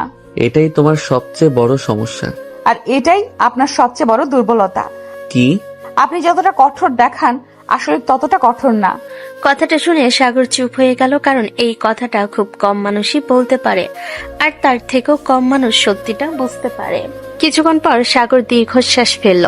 ঠিক আছে, আগামীকাল মিটিং হবে, কিন্তু যদি কোনো সমস্যা হয় তাহলে দায়িত্ব তোমার। আমি নিতে রাজি আছি। তোমার আত্মবিশ্বাস দিন দিন বেড়েই যাচ্ছে। আপনার কাছ থেকেই শিখেছি। সাগর এবার হালকা হাসলো। অনেকদিন পর তার মুখে সত্যিকারের হাসির আভাস দেখা গেল, আর সেটা দেখে আনিকার মুখেও অজান্তে হাসি ফুটলো। কিন্তু তার কেউ জানে না, খুব শীঘ্রই সাগরের অতীত আবার তার সামনে ফিরে আসবে। 5 বছর আগে যে আগুন তার জীবন পুড়িয়ে দিয়েছিল, সেই আগুনের ছাই এখনো পুরোপুরি ঠান্ডা হয়নি। আর যখন সত্যের পর্দা উঠবে, তখন অনেক মানুষের পৃথিবী কেঁপে উঠবে। দেখতে দেখতে সন্ধ্যা নেমে এসেছে। নিউ ইয়র্ক শহরের আকাশচুম্বী ভবনগুলো একে একে আলোয় ঝলমল করতে শুরু করেছে। অফিসে কর্মচারীরাও ধীরে ধীরে বেরিয়ে যাচ্ছে। সারাদিনের ব্যস্ততা শেষে পুরো ফ্লোর ফাঁকা, কিন্তু নিজের কেবিনে এখনো বসে আছে সাগর। তার সামনে কিছু ফাইল খোলা, তবে তার মন সেখানে নেই। কিছুক্ষণ পর দরজায় নক পড়ল। স্যার, আজকে সব কাজ শেষ, আর কোনো নির্দেশ আছে? আছে। জি স্যার। চলো কোথাও ঘুরে আসি। কথাটা শুনে আনিকা কয়েক সেকেন্ড সাগরের দিকে তাকিয়ে রইল, যেন সে ঠিক শুনেছে কিনা সেটা নিশ্চিত হওয়ার চেষ্টা করছে। স্যার, আপনি কি সত্যি বলছেন? না, মিথ্যা বলছি। আমি সিরিয়াস। আমিও সিরিয়াস। চলো কোথাও ঘুরে আসি। বাহ, কয়েক ঘন্টা আগেও তো বলেছিলেন আপনার মন খারাপ, এখন আবার ঘুরতে যেতে চাইছেন? মন ভালো করার জন্যই তো ঘুরতে যেতে চাইছি। সারাদিন অফিসে বসে থাকলে কি মন ভালো হয়? আপনাকে আজকে বেশ অদ্ভুত লাগছে। ধন্যবাদ। এটা প্রশংসা ছিল না। আমি প্রশংসা হিসেবেই নিলাম। আনিকা মাথা নাড়ালো। সাগরকে মাঝে মাঝে তার একদম বাচ্চা ছেলে মতো লাগে। আচ্ছা, কোথায় যাবেন? এখনো ঠিক করিনি। শহরটা অনেক বড়, ঘুরতে ঘুরতে সিদ্ধান্ত নেওয়া যাবে। মানে প্ল্যান ছাড়া বের হবেন? সবকিছুর প্ল্যান থাকতে হয় না, কিছু কিছু জিনিস হঠাৎ করেই ভালো লাগে। আজকে সত্যি আপনাকে অন্যরকম লাগছে। সবসময় একই রকম থাকলে মানুষ বিরক্ত হয়ে যায়। দুজনে অফিস থেকে বের হয়ে এলো। নিচে এসে সাগরের কালো বিলাসবহুল গাড়ির সামনে দাঁড়ালো। ড্রাইভার কোথায়? আজকে দরকার নেই, আমি নিজেই ড্রাইভ করব। স্যার, আপনার গাড়ির দাম দিয়ে একটা ছোট্ট কোম্পানি কিনে ফেলা যায়, আপনি নিজে চালাবেন। কখনো কখনো নিজের জীবন নিজেকে চালাতে হয়। উফ, আবার শুরু হয়েছে দার্শনিক কথা। সাগর হেসে গাড়ি তুকলো। আনিকাও পাশে বসলো। গাড়িটা ধীরে ধীরে শহরের ব্যস্ত রাস্তা ছেড়ে এগিয়ে চলল। প্রায় 1 ঘন্টা ধরে তারা শহরে বিভিন্ন জায়গায় ঘুরলো। রাস্তার পাশে কফি খেলো, নদীর ধারে কিছুক্ষণ হাঁটলো। অনেকদিন পর সাগরের মুখে স্বাভাবিক হাসি দেখা যাচ্ছে। স্যার একটা কথা বলি, বলো। আজকে আপনাকে অনেক ভালো লাগছে, মানে আগের চেয়ে অনেক হালকা লাগছে। আমি কি আগে খুব ভয়ঙ্কর ছিলাম? একটু না, অনেক। কি? অফিসের অর্ধেক কর্মচারী আপনাকে দেখলেই সোজা হয়ে দাঁড়িয়ে যায়। ওটা সম্মান। না স্যার, ওটা ভয়। তুমি না একদম সীমা মানো না। কারণ আমি জানি আপনি কিছু বলবেন না। এই আত্মবিশ্বাস কোথা থেকে পাও? 3 বছরের অভিজ্ঞতা। স্যার আজকে কি রাতভর ঘুরবেন নাকি? সম্ভবত। রাতভর? আপত্তি আছে নাকি তোমার? নো স্যার, আমার আবার আপত্তি কিসের? আমার কাজই তো আপনার সাথে সাথে থাকা। সাগরের ঠোঁটে কোণে দুষ্ট হাসি ফুটে উঠল। সে এবার দুষ্টু কণ্ঠে বলে উঠল, তাহলে আজ রাতে আমার সাথে আমার বাসায় যেও। কথাটা শুনে আনিকা একদম থমকে গেল, তার চোখ বড় হয়ে গেল। মানে খুব সহজ, তোমার সারা কাজ যেহেতু আমার সাথে থাকা। আনিকার মুখ মুহূর্তে লাল হয়ে গেল। সে তো এমনি বলেছে, কিন্তু স্যার যে এটা নিয়ে মজা করবে কে জানে। স্যার কি? আপনি কি ধরনের কথা বলছেন? আমি তো খুব সাধারণ কথা বললাম। এটাকে সাধারণ বলে? অবশ্যই, তুমি তো নিজেই বললে তোমার কাজ আমার সাথে থাকা। আমি শুধু কথাটা অনুসরণ করছি। আপনি ইচ্ছে করে আমাকে বিব্রত করছেন। একদম না, আমি খুব ভদ্র মানুষ। এই কথাটা শুনে যদি অফিসের সবাই হাসতে শুরু করে তাহলে অবাক হব না। তোমার সাহস দিন দিন বেড়ে যাচ্ছে।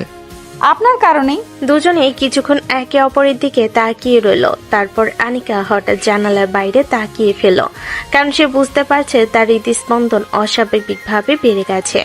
আর সাগর অনেকদিন পর কাউকে বিব্রত করে মজা পাচ্ছে। গাড়ি তখন রাতের আলোয় ভরা শহরের রাস্তা ধরে এগিয়ে চলছে। রাত তখন আরো গভীর হয়েছে। নিউ ইয়র্ক শহরের রাস্তাগুলো আলোয় ঝলমল করছে। চারপাশে অসংখ্য মানুষ, কেউ বন্ধুদের সাথে ঘুরছে, কেউ পরিবারের সাথে সময় কাটাচ্ছে। আর সাগর ও আনিকা ধীরে ধীরে গাড়ি নিয়ে শহরের ব্যস্ত রাস্তা ধরে এগিয়ে চলেছে। অনেকদিন পর সাগরের মনটা কিছুটা হালকা লাগছে। অন্তত কয়েক ঘন্টার জন্য সে নিজের অতীতের কষ্টগুলো ভুলে থাকতে পেরেছে। ঠিক তখনই স্টপ স্টপ স্টপ, গাড়ি থামান। আনিকার চিৎকার শুনে সাগর ব্রেক কষল। সে আনিকার দিকে তাকিয়ে বলে উঠল, কি হয়েছে? সামনে কোনো বিপদ নাকি? জি। কি বিপদ? আমার খুব ক্ষুধা লেগেছে। কি? আর আমি ওটা খাবো। আনিকা রাস্তার এক পাশে আঙ্গুল তুলেই দেখালো। সাগর তাকিয়ে দেখলো একটা স্ট্রিট ফুড স্টল। সেখানে নানা ধরনের স্ন্যাক্স বিক্রি হচ্ছে, আর তার মধ্যে ফুচকার মতো দেখতে একটা খাবারও রয়েছে। তুমি কি সিরিয়াস? একদম সিরিয়াস, আমি ফুচকা খাবো। এটা বাংলাদেশ না, এখানে মানুষ কি ফুচকা খায়? ফুচকা যদি না খাই তাহলে রাস্তার পাশে নিয়ে দাঁড়িয়ে আছে কি ফটোশুট করার জন্য? তোমার যুক্তির সাথে তর্ক করা অসম্ভব।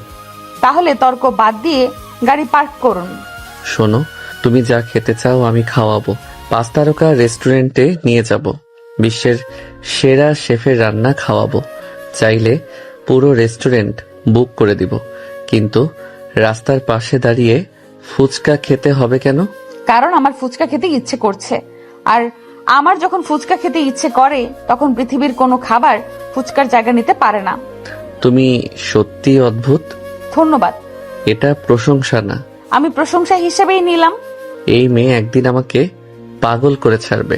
সাগর বাধ্য হয়ে গাড়ি পার্ক করলো। দূর থেকে দেখতে পেল আনিকা ইতিমধ্যে স্টলের সামনে গিয়ে দাঁড়িয়ে গেছে। ভাই, সবচেয়ে ঝাল ফুচকা বানান। ঝাল কতটা? এত ঝাল বানান যেন চোখে পানি চলে আসে। ম্যাডাম, পরে কিন্তু আমাকে দোষ দিতে পারবেন না। দিব না, আপনি বানান। কয়েক মিনিটের মধ্যে ফুচকা তৈরি হয়ে গেল। আনিকা প্রথম ফুচকাটা মুখে দিল, তারপর ও মাই গড, এটাই জীবন, এটাই সুখ। সাগর দূর থেকে তাকিয়ে হেসে ফেলল। সাগর মনে মনে বলল, বিদেশে থেকেও ফুচকা খাওয়ার এত লোভ। কিন্তু পর মুহূর্তেই তার হাসি থেমে গেল, কারণ হঠাৎ তার মনে পড়ে গেল আরেকজনের কথা। তার ছোট বোন এরাও ঠিক এমনই ছিল। যখন ফুচকা খাওয়ার বায়না ধরতো তখন কিছুতেই ছাড়তো না। প্রতি শুক্রবার সাগরকে ওকে নিয়ে বের হতে হতো। ভাইয়া, আজকে ফুচকা খাওয়াবে? গত সপ্তাহেও তো খেয়েছিস। তাতে কি হয়েছে? ফুচকা কি বছরে একবার খাওয়ার জিনিস? তোর পেট একদিন নষ্ট হবে। আগে ফুচকা খাও, পরে নষ্ট হলে দেখা যাবে। স্মৃতিগুলো এক একে ভেসে উঠতে লাগলো। সাগরের বুকটা হঠাৎ ভারী হয়ে গেল। সাগর মনে মনে বলল, ইরা এখন কত বড় হয়ে গেছে। 5 বছর তো কম সময় না। ও কি এখনো আগের মতো দুষ্টু আছে, নাকি অনেক শান্ত হয়ে গেছে? ওর কি বিয়ে হয়ে গেছে? আমার কথা কেউ এখনো মনে করে, নাকি সবাই আমাকে ঘৃণা করে? সাগরের চোখে অদ্ভুত এক কষ্ট ফুটে উঠল। নিজের পরিবারকে শেষবার দেখেছিল 5 বছর আগে, তারপর আর কোনোদিন না। ঠিক তখনই স্যার, সাগর বাস্তবে ফিরে এলো। দেখলো আনিকা সামনে দাঁড়িয়ে আছে, হাতে 1 প্লেট ফুচকা। একা একা কি ভাবছেন? কিছু না। মিথ্যা, আপনার চোখ দেখেই বোঝা যাচ্ছে কিছু একটা ভাবছিলেন। তুমি এখন গোয়েন্দাও হয়ে গেছো নাকি? জি, আপনার সাথে কাজ করতে করতে হয়ে গেছি। কথাটা বলে আনিকা হঠাৎ সাগরের হাত ধরে ফেল। এই কি করছো? চলুন। কোথায়? ফুচকা খেতে। আরে আরে, মান সম্মান বলে একটা জিনিস আছে। এখানে আপনার মান সম্মান কেউ খেয়ে ফেলবে না, চুপচাপ দাঁড়ান। আশেপাশে মানুষজন মজা করে তাকাতে লাগলো, কারণ পৃথিবীর অন্যতম বড় ব্যবসায়ীকে এভাবে টেনে আনা সম্ভবত শুধু আনিকার পক্ষেই সম্ভব। এই নিন, মুখ খুলুন। আমি কি বাচ্চা ছেলে? না, কিন্তু এখন বাচ্চাদের মতোই আচরণ করছেন। আমি ফুচকা খাবো না। কেন? আমি কি মেয়ে মানুষ নাকি? কথাটা শুনে আনিকা কয়েক সেকেন্ড তাকিয়ে রইল, তারপর হেসে উঠল। স্যার, ফুচকা খেতে ছেলে মেয়ে লাগে না। ফুচকা খেতে শুধু ফুচকা ভালোবাসতে হয়। আর আপনি এক্ষুনি একটা খাবেন। জোর জবরদস্তি হচ্ছে কিন্তু। জি হচ্ছে, এবং আমি এটা চালিয়ে যাব। আশেপাশে কয়েকজন হেসে ফেল। শেষমেশ সাগর হাল ছেড়ে দিল। ঠিক আছে, একটা খাবো। এই তো ভালো ছেলে। ভালো ছেলে বললে কিন্তু চাকরি যাবে। এই ডায়লগ 3 বছরের অন্তত 100 বার শুনেছি। নতুন কিছু বলেন। সাগর মাথা নাড়ল, তারপর একটা ফুসকা মুখে দিল। আর আশ্চর্যের বিষয়, বহুদিন পর তার মুখে সত্যিকারের হাসি ফুটে উঠল, কারণ সেই ফুসকার সাথে সাথে মিশেছিল তার হারিয়ে যাওয়া অতীতের স্মৃতি। আর সেই স্মৃতিগুলো আজ তাকে আবার বাংলাদেশের কথা মনে করিয়ে দিল। হয়তো খুব শীঘ্রই সে এমন একটা সিদ্ধান্ত নিতে চলেছে যা তার জীবনের গতিপথ আবার বদলে দেবে। রাত তখন অনেক গভীর। ফুচকা খাওয়ার পরও তাদের ঘোরাঘুরি শেষ হয়নি। আনিকা নতুন নতুন জায়গায় যেতে চায়, আর সাগর অবাক হয়ে দেখে এই মেয়েটার এনার্জি যেন শেষই হয় না। স্যার, ওইদিকে চলুন না, নদীর পাশের জায়গাটা অনেক সুন্দর লাগছে। তোমার কি বাসায় যাওয়ার কোনো ইচ্ছা নেই? আছে, কিন্তু তার আগে ঘুরোঘুরি শেষ করতে হবে। আমি এখন বুঝতে পারছি কেন তোমার জন্য অফিসের কফি শেষ হয়ে যায়। তুমি মনে হয় সারাক্ষণ বিদ্যুৎ খেয়ে বাঁচো। ধন্যবাদ। এটা ধন্যবাদের মতো কিছু ছিল না। আমি তবুও ধন্যবাদ দিলাম। সাগর মাথা নেড়ে হাসলো। গত কয়েক বছরে খুব কম মানুষই তাকে এভাবে হাসাতে পেরেছে। আনিকা তাদের মধ্যে একজন। এরপর তারা নদীর ধারে কিছুক্ষণ হাঁটলো। দূরে শহরের আলো পানির উপর প্রতিফলিত হচ্ছে। চারপাশে শান্ত পরিবেশ। কিছুক্ষণ দুজন চুপচাপ দাঁড়িয়ে রইল। স্যার, একটা কথা জিজ্ঞেস করি? করো। আপনি কি কখনো দেশে ফিরে যেতে চান না? প্রশ্নটা শুনে সাগরের মুখের হাসি মিলিয়ে গেল। কয়েক সেকেন্ড সে কোনো উত্তর দিল না, তারপর ধীরে ধীরে বলল, প্রতিটা দিন আমি বাংলাদেশের কথা ভাবি, আমার বাড়ির কথা ভাবি, মায়ের কথা ভাবি, বাবার কথা ভাবি, আমার ছোট বোনের কথা ভাবি। কিন্তু কিছু স্মৃতি মানুষকে সামনে এগোতে দেয় না। কিছু ক্ষত আছে যেগুলো সময়ও ভরে না। 5 বছর হয়ে গেছে, তবু মনে হয় সবকিছু যেন গতকালের ঘটনা। কিন্তু সব সত্য একদিন না একদিন বের হয়। হয়তো আপনার জীবনেও সেই সত্য আসবে। সাগর দূরের আলোয় তাকিয়ে রইল। তার চোখে তখন অদ্ভুত একটা শূন্যতা। রাত আরো কিছুটা কাটার পর তারা আবার গাড়িতে উঠল। এবার সত্যি বাসে ফেরার পালা। প্রথমে সাগর আনিকাকে তার অ্যাপার্টমেন্টের সামনে নামিয়ে দিল। থ্যাংক ইউ স্যার, আজকে অনেক ভালো লাগলো। আমারও। অনেকদিন পর একটা স্বাভাবিক দিন কাটালাম। তাহলে মাঝে মাঝে অফিস থেকে পালিয়ে ঘুরতে বের হওয়া উচিত। তোমার এই আইডিয়া যদি বোর্ড অফ ডিরেক্টরস শুনে তাহলে হার্ট অ্যাটাক করবে। ওদের সমস্যা আমার না। Good night sir. Good night Anika. Anika গাড়ি থেকে নেমে গেল। কয়েক কদম হাঁটার পর আবার ফিরে তাকালো। সাগর তখনও গাড়ির ভেতরে বসে আছে। অদ্ভুত একটা অনুভূতি হলো তার, কিন্তু কিছু বলল না, শুধু হালকা হাসি দিয়ে বিল্ডিং এর ভেতর ঢুকে গেল। সাগরও নিজের বাড়ির দিকে রওনা দিল। নিউ ইয়র্কের অভিজাত এলাকায় বিশাল এক প্রাসাদের মতো বাড়ি। পুরো বাড়িটা আধুনিক প্রযুক্তিতে তৈরি, বাইরে কঠোর নিরাপত্তা ব্যবস্থা। কিন্তু এত বড় বাড়িতে মানুষ বলতে একজনই। সাগর গাড়ি থেকে নেমে সে ধীরে ধীরে নিজের রুমে গেল। রাতে নীরবতায় পুরো বাড়িটা আরো ফাঁকা লাগে। বিছানায় শুয়ে চোখ বন্ধ করতে আবার ভেসে উঠল একটা পরিচিত মুখ। এরা ছোট্ট মেয়েটা মুখ ফুলিয়ে বলছে, ভাইয়া আগামী শুক্রবার কিন্তু ফুচকা খাওয়াতে নিয়ে যাবে। ঠিক আছে পিচ্ছি। পিচ্ছি বলবেন না, তুই তো পিচ্ছি। আমি বড় হয়ে গেছি। স্মৃতিটা মনে পড়তে সাগরের ঠোঁটে হাসি ফুটল, কিন্তু সেই হাসি বেশিক্ষণ টিকল না, কারণ বাস্তবতা বড়ই নিষ্ঠুর। 5 বছর ধরে সে জানে না তার পরিবার কেমন আছে। এভাবেই ভাবতে ভাবতে একসময় ঘুমিয়ে পড়ল সে। পরের দিন সকাল, সূর্যের আলো পুরো শহরকে আলোকিত করে তুলেছে। আর আজকের দিনটা খুব গুরুত্বপূর্ণ, কারণ গতকাল যে মিটিং বাতিল হয়েছিল আজ সেটাই অনুষ্ঠিত হবে। সকাল থেকে চৌধুরী গ্লোবাল কর্পোরেশনের হেড অফিসে ব্যস্ততা শুরু হয়ে গেছে। কর্মচারীরা দৌড়াদৌড়ি করছে, কেউ প্রেজেন্টেশন ঠিক করছে, কেউ ডকুমেন্ট চেক করছে, কেউ অতিথিদের রিসিভ করার প্রস্তুতি নিচ্ছে। পুরো অফিস যেন যুদ্ধক্ষেত্র। এদিকে সকাল 8টার মধ্যেই আনিকা অফিসে পৌঁছে গেছে, হাতে কফি, আনিকার কাঁধে ফাইল, আর মুখে সেই চিরচেনা আত্মবিশ্বাস। সবাই শুনুন, আজকের মিটিং এ কোনো ভুল চলবে না। প্রতিটা রিপোর্ট 3 বার করে চেক করবেন। প্রজেক্ট ফাইলগুলো আবার সাজিয়ে রাখুন। স্যার, কোনো ভুল দেখলে কিন্তু কারো রক্ষা নেই। ম্যাম, স্যার কি আজকে ভালো মুডে আছেন? কাল রাতে যতটুকু দেখেছি আগের চেয়ে ভালো। আলহামদুলিল্লাহ, তাহলে আজ বেঁচে গেলাম। সবাই হেসে উঠল। ঠিক তখনই এলিভেটরের দরজা খুলে গেল। সবাই সক্রিয়ভাবে সেদিকে তাকালো, আর পরের মুহূর্তে পুরো ফ্লোর নিস্তব্ধ হয়ে গেল, কারণ এলিভেটর থেকে বেরিয়ে এসেছে সাগর চৌধুরী, কালো স্রুট হাতে দামি ঘড়ি, চোখে সেই পরিচিত কঠোরতা। মুহূর্তের পরিবেশ বদলে গেল। Good morning sir. Good morning. Sagar একবার চারপাশে তাকালো, তারপর ধীরে ধীরে নিজের কেবিনের দিকে হাঁটতে লাগলো। সকাল 10টা। চৌধুরী গ্লোবাল কর্পোরেশনের সবচেয়ে বড় কনফারেন্স হল আজ মানুষের ভিড়ে পরিপূর্ণ। পৃথিবীর বিভিন্ন দেশের বড় বড় ব্যবসায়ীরা উপস্থিত। কেউ আমেরিকা থেকে এসেছে, কেউ জার্মানি থেকে, কেউ ফ্রান্স থেকে, কেউ জাপান থেকে, কেউ ইতালি, কানাডা, অস্ট্রেলিয়া, সিঙ্গাপুর থেকে এসেছে। সবাই অপেক্ষা করছে একজন মানুষের জন্য, সাগর চৌধুরী। ব্যবসার জগতে যার একটি সিদ্ধান্ত মানে কয়েক বিলিয়ন ডলারের পরিবর্তন, যার একটি স্বাক্ষরের জন্য মাসের পর মাস অপেক্ষা করে বিশ্বের বড় বড় কোম্পানিগুলো। কনফারেন্স হলের দরজা খুলে গেল। মুহূর্তের মধ্যে সবাই দাঁড়িয়ে গেল। সাগর ধীর পায়ে ভেতরে প্রবেশ করলো। কালো স্রুট, চোখে আত্মবিশ্বাস, মুখে কঠোরতা। পুরো রুম নিস্তব্ধ, সবাই সম্মানের সাথে তাকিয়ে আছে তার দিকে। সাগর নিজের নির্দিষ্ট চেয়ারে গিয়ে বসলো। তার ডান পাশে আনিকা, বাম পাশে কোম্পানির হেড মেম্বাররা। সাগর চারপাশে একবার তাকিয়ে দেখলো। আমি আশা করছি আপনাদের অপেক্ষা খুব বেশি দীর্ঘ হয়নি। আজকে আমরা সরাসরি মূল আলোচনায় যাব। সময় আমার কাছে খুব মূল্যবান, আর আমি বিশ্বাস করি আপনাদের কাছেও তাই। মিস্টার সাগর, আমরা আপনার সাথে কাজ করার জন্য অনেক দিন ধরে অপেক্ষা করছি। আপনার কোম্পানির সাথে পার্টনারশিপ আমাদের জন্য অনেক বড় একটা সুযোগ। সুযোগ শুধু আপনাদের জন্য না, আমার জন্যেও। তবে একটা বিষয় মনে রাখবেন, আমি আবেগ দিয়ে ব্যবসা করি না, আমি ফলাফল দিয়ে ব্যবসা করি। এটাই আপনাকে অন্যদের থেকে আলাদা করেছে। হয়তো। এখন কাজের কথায় আসা যাক। বড় স্ক্রিনে বিভিন্ন প্রজেক্ট দেখানো শুরু হলো। একটার পর একটা প্রেজেন্টেশন চলছে। সবাই নিজেদের প্রস্তাব তুলে ধরেছে।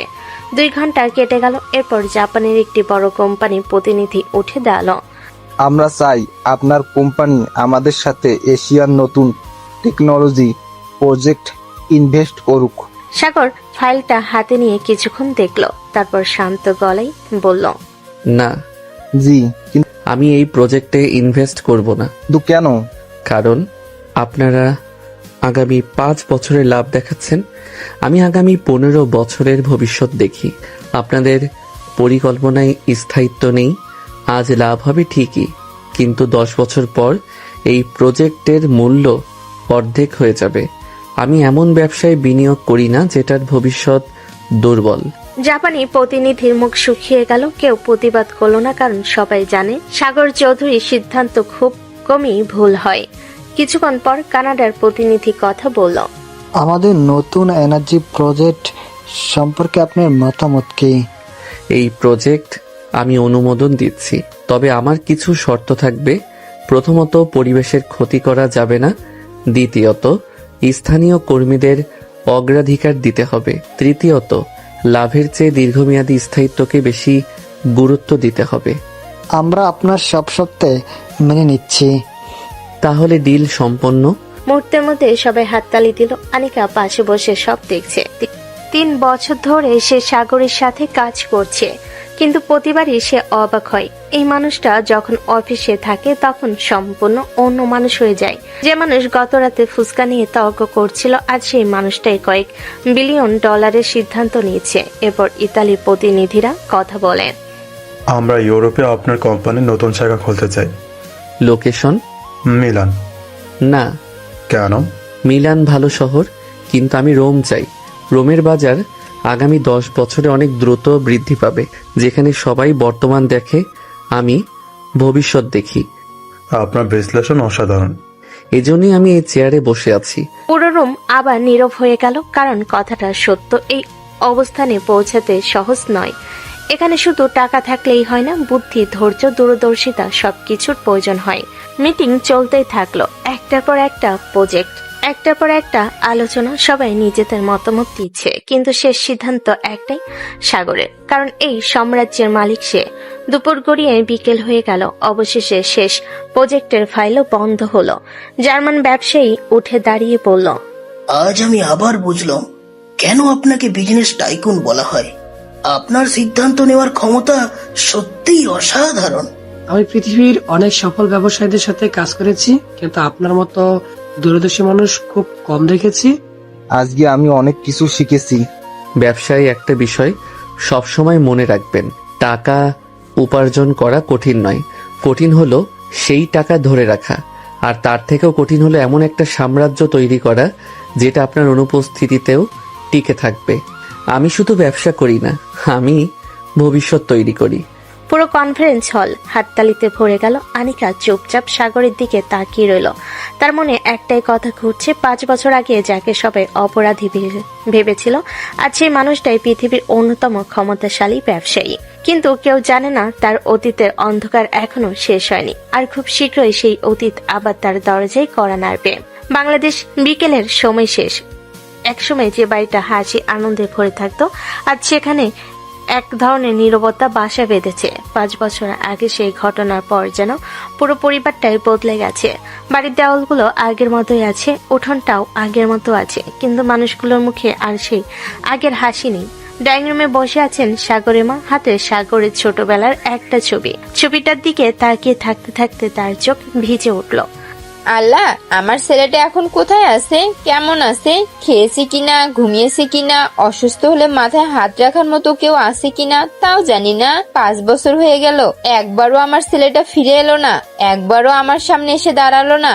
আমার কি একটু অধিকার নেই নিজের সন্তানকে দেখা? কথাগুলো বলতে বলতেই তিনি কেঁদে ফেলেন। পাশে বসে থাকা ইরার চোখও ভিজে উঠল। 5 বছরে অনেক বদলে গেছে সে। আগে সেই দুষ্টু মেয়েটা এখন অনেক বড় হয়েছে, কিন্তু ভাইয়ের কথা উঠলেই সে আবার আগের ছোট্ট ইরাতে পরিণত হয়। মা, তুমি আবার কাঁদছো কেন? তুমি তো জানো আমি তোমাকে কাঁদতে দেখতে পারি না। আমি কি করব বলো? মা হয়ে নিজের ছেলের জন্য কাঁদবো না? জানি না কোথায় আছে আমার সাগর। এত বড় একটা মিথ্যা অপবাদ মাথায় নিয়ে কিভাবে বেঁচে আছে আমার ছেলেটা, আল্লাহ জানেন সে কত কষ্টে আছে। মা, তুমি কান্না করো না। আমি জানি আমার ভাই এমন না। পৃথিবীর সবাই যদি বলে ভাইয়া দোষী, তবুও আমি বিশ্বাস করব না, কারণ আমি আমার ভাইকে চিনি। যে মানুষ একটা পাখি আহত হলে সারা রাত ঘুমাতে পারে না, সে কখনো এমন জঘন্য কাজ করতে পারে না। আমি জানি ভাইয়াকে ফাঁসানো হয়েছে। এরা চোখেও তখন পানি, কিন্তু সে নিজেকে শক্ত রাখার চেষ্টা করছে। ঠিক তখনই সাগরের বাবা ঘরে ঢুকলেন। 5 বছরে তিনি অনেক বদলে গেছেন। মাথার চুলে পাক ধরেছে, মুখে আগের মতো দৃঢ়তা নেই। ছেলেকে হারানোর কষ্ট একজন বাবাকেও ভেতর থেকে ভেঙে দিয়েছে। তোমরা আমার সাগরের কথা বলছো? বাবা, তুমি কি ভাইয়াকে একটু মিস করো না? মিস করি না, দিনে 100 বার করি, কিন্তু শুধু আবেগ দিয়ে তো জীবন চলে না মা। আমি একটা প্রশ্নের উত্তর আজও পাইনি। কোন প্রশ্ন? যদি সত্যি সাগর কিছু না করে থাকে, তাহলে সে কোথায়? জেল থেকে বের হওয়ার পর সে কোথায় গেল? কেন আমাদের সাথে একবারও যোগাযোগ করলো না? কেন একটা ফোনও দিল না? কেন আমাদের জানালো না সে বেঁচে আছে। ঘরটা হঠাৎ নীরব হয়ে গেল। প্রশ্নগুলো কঠিন কিন্তু অযৌক্তিক নয়। ও হয়তো কষ্ট পেয়েছিল, সবাই যখন ওকে দোষী ভাবছিল তখন হয়তো ও ভেঙে পড়েছিল। আমি জানি, কিন্তু আমরা তো ওর পাশে ছিলাম। আমি তো কখনো বলিনি আমার ছেলে দোষী। তবুও কেন চলে গেল? কেন নিজের পরিবারকে ও শাস্তি দিল? ইরা মাথা নিচু করে বসে রইল, কারণ এই প্রশ্নের উত্তর তার কাছেও নেই। হয়তো ভাইয়া ভেবেছে সবাই ওকে ঘৃণা করে, হয়তো ভেবেছে আমাদের জীবন থেকে দূরে কোথাও ভালো থাকবে। কিন্তু একটা কথা আমি নিশ্চিত জানি, ভাইয়া বেঁচে আছে আর একদিন না একদিন সে ফিরে আসবেই। 5 বছর ধরে একই কথা বলছো, কিন্তু 5 বছরে কোনো খবর এলো? কেউ কি তাকে কোথাও দেখেছে? কোনো ফোন, কোনো চিঠি? কিছুই তো না। ইরার বুকটা মোচড় দিয়ে উঠল। সত্যি তো, 5 বছর একবারও কোনো খবর আসেনি, যেন সাগর পৃথিবী থেকেই হারিয়ে গেছে। ঠিক তখনই ভাবি, বাইরে কয়েকজন মহিলা এসেছে, আবার একই কথা বলছে। সাগরের মায়ের মুখটা মুহূর্তে ফ্যাকাশে হয়ে গেল। 5 বছর পেরিয়ে গেল, সমাজের মানুষ এখনো তাদের শান্তিতে থাকতে দেয় না। বাইরে থেকে ভেসে আসলো কথাগুলো।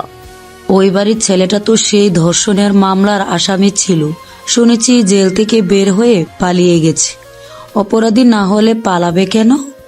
আমি আর সহ্য করতে পারছি না। 5 বছর ধরে একই কথা শুনেছি, কেউ একবার সত্যটা জানার চেষ্টাও করলো না, শুধু বিচার করে দিল। যাস না মা, কিছু বলিস না। কেন বলো না? আমার ভাইকে অপমান করবে আর আমি চুপ করে থাকবো? আমি পারবো না। দেখছো, আমাদের মেয়েটাও দিন দিন ভেতর থেকে পুড়ে যাচ্ছে। একটা মিথ্যা অভিযোগ শুধু সাগরকে না, পুরো পরিবারকে শেষ করে দিয়েছে। আল্লাহর বিচার আছে, একদিন না একদিন সত্য বের হবেই। আমার ছেলে নির্দোষ, এটা একদিন সবাই জানবে। আমি শুধু একটা জিনিস চাই, আমার ছেলে একবার ফিরে আসুক, একবার আমার সামনে দাঁড়াক, তারপর সে যেখানেই থাকুক। আমি আর কিচ্ছু চাইবো না। তিনজনের চোখেই তখন পানি। কেউ জানে না যাকে তারা খুঁজছে সে এখন পৃথিবীর অন্যতম ক্ষমতাশালী ব্যবসায়ী। আর হাজার হাজার মাইল দূরে বসে সেও মাঝে মাঝে একই প্রশ্ন করে, আমার পরিবার কি এখনো আমার কথা মনে রেখেছে? ভাগ্যের খেলাটা সত্যিই অদ্ভুত। কারণ খুব শীঘ্রই এই দূরত্ব কমতে শুরু করবে, আর তখন বহুদিনের চাপা সত্য একে একে সামনে আসবে। সাগর নিজের কেবিনে বসে একের পর এক ফাইল লিখছে। সকালের মিটিং শেষ হলো, তার কাজ শেষ হয়নি, বরং এখন শুরু হয়েছে আসল কাজ।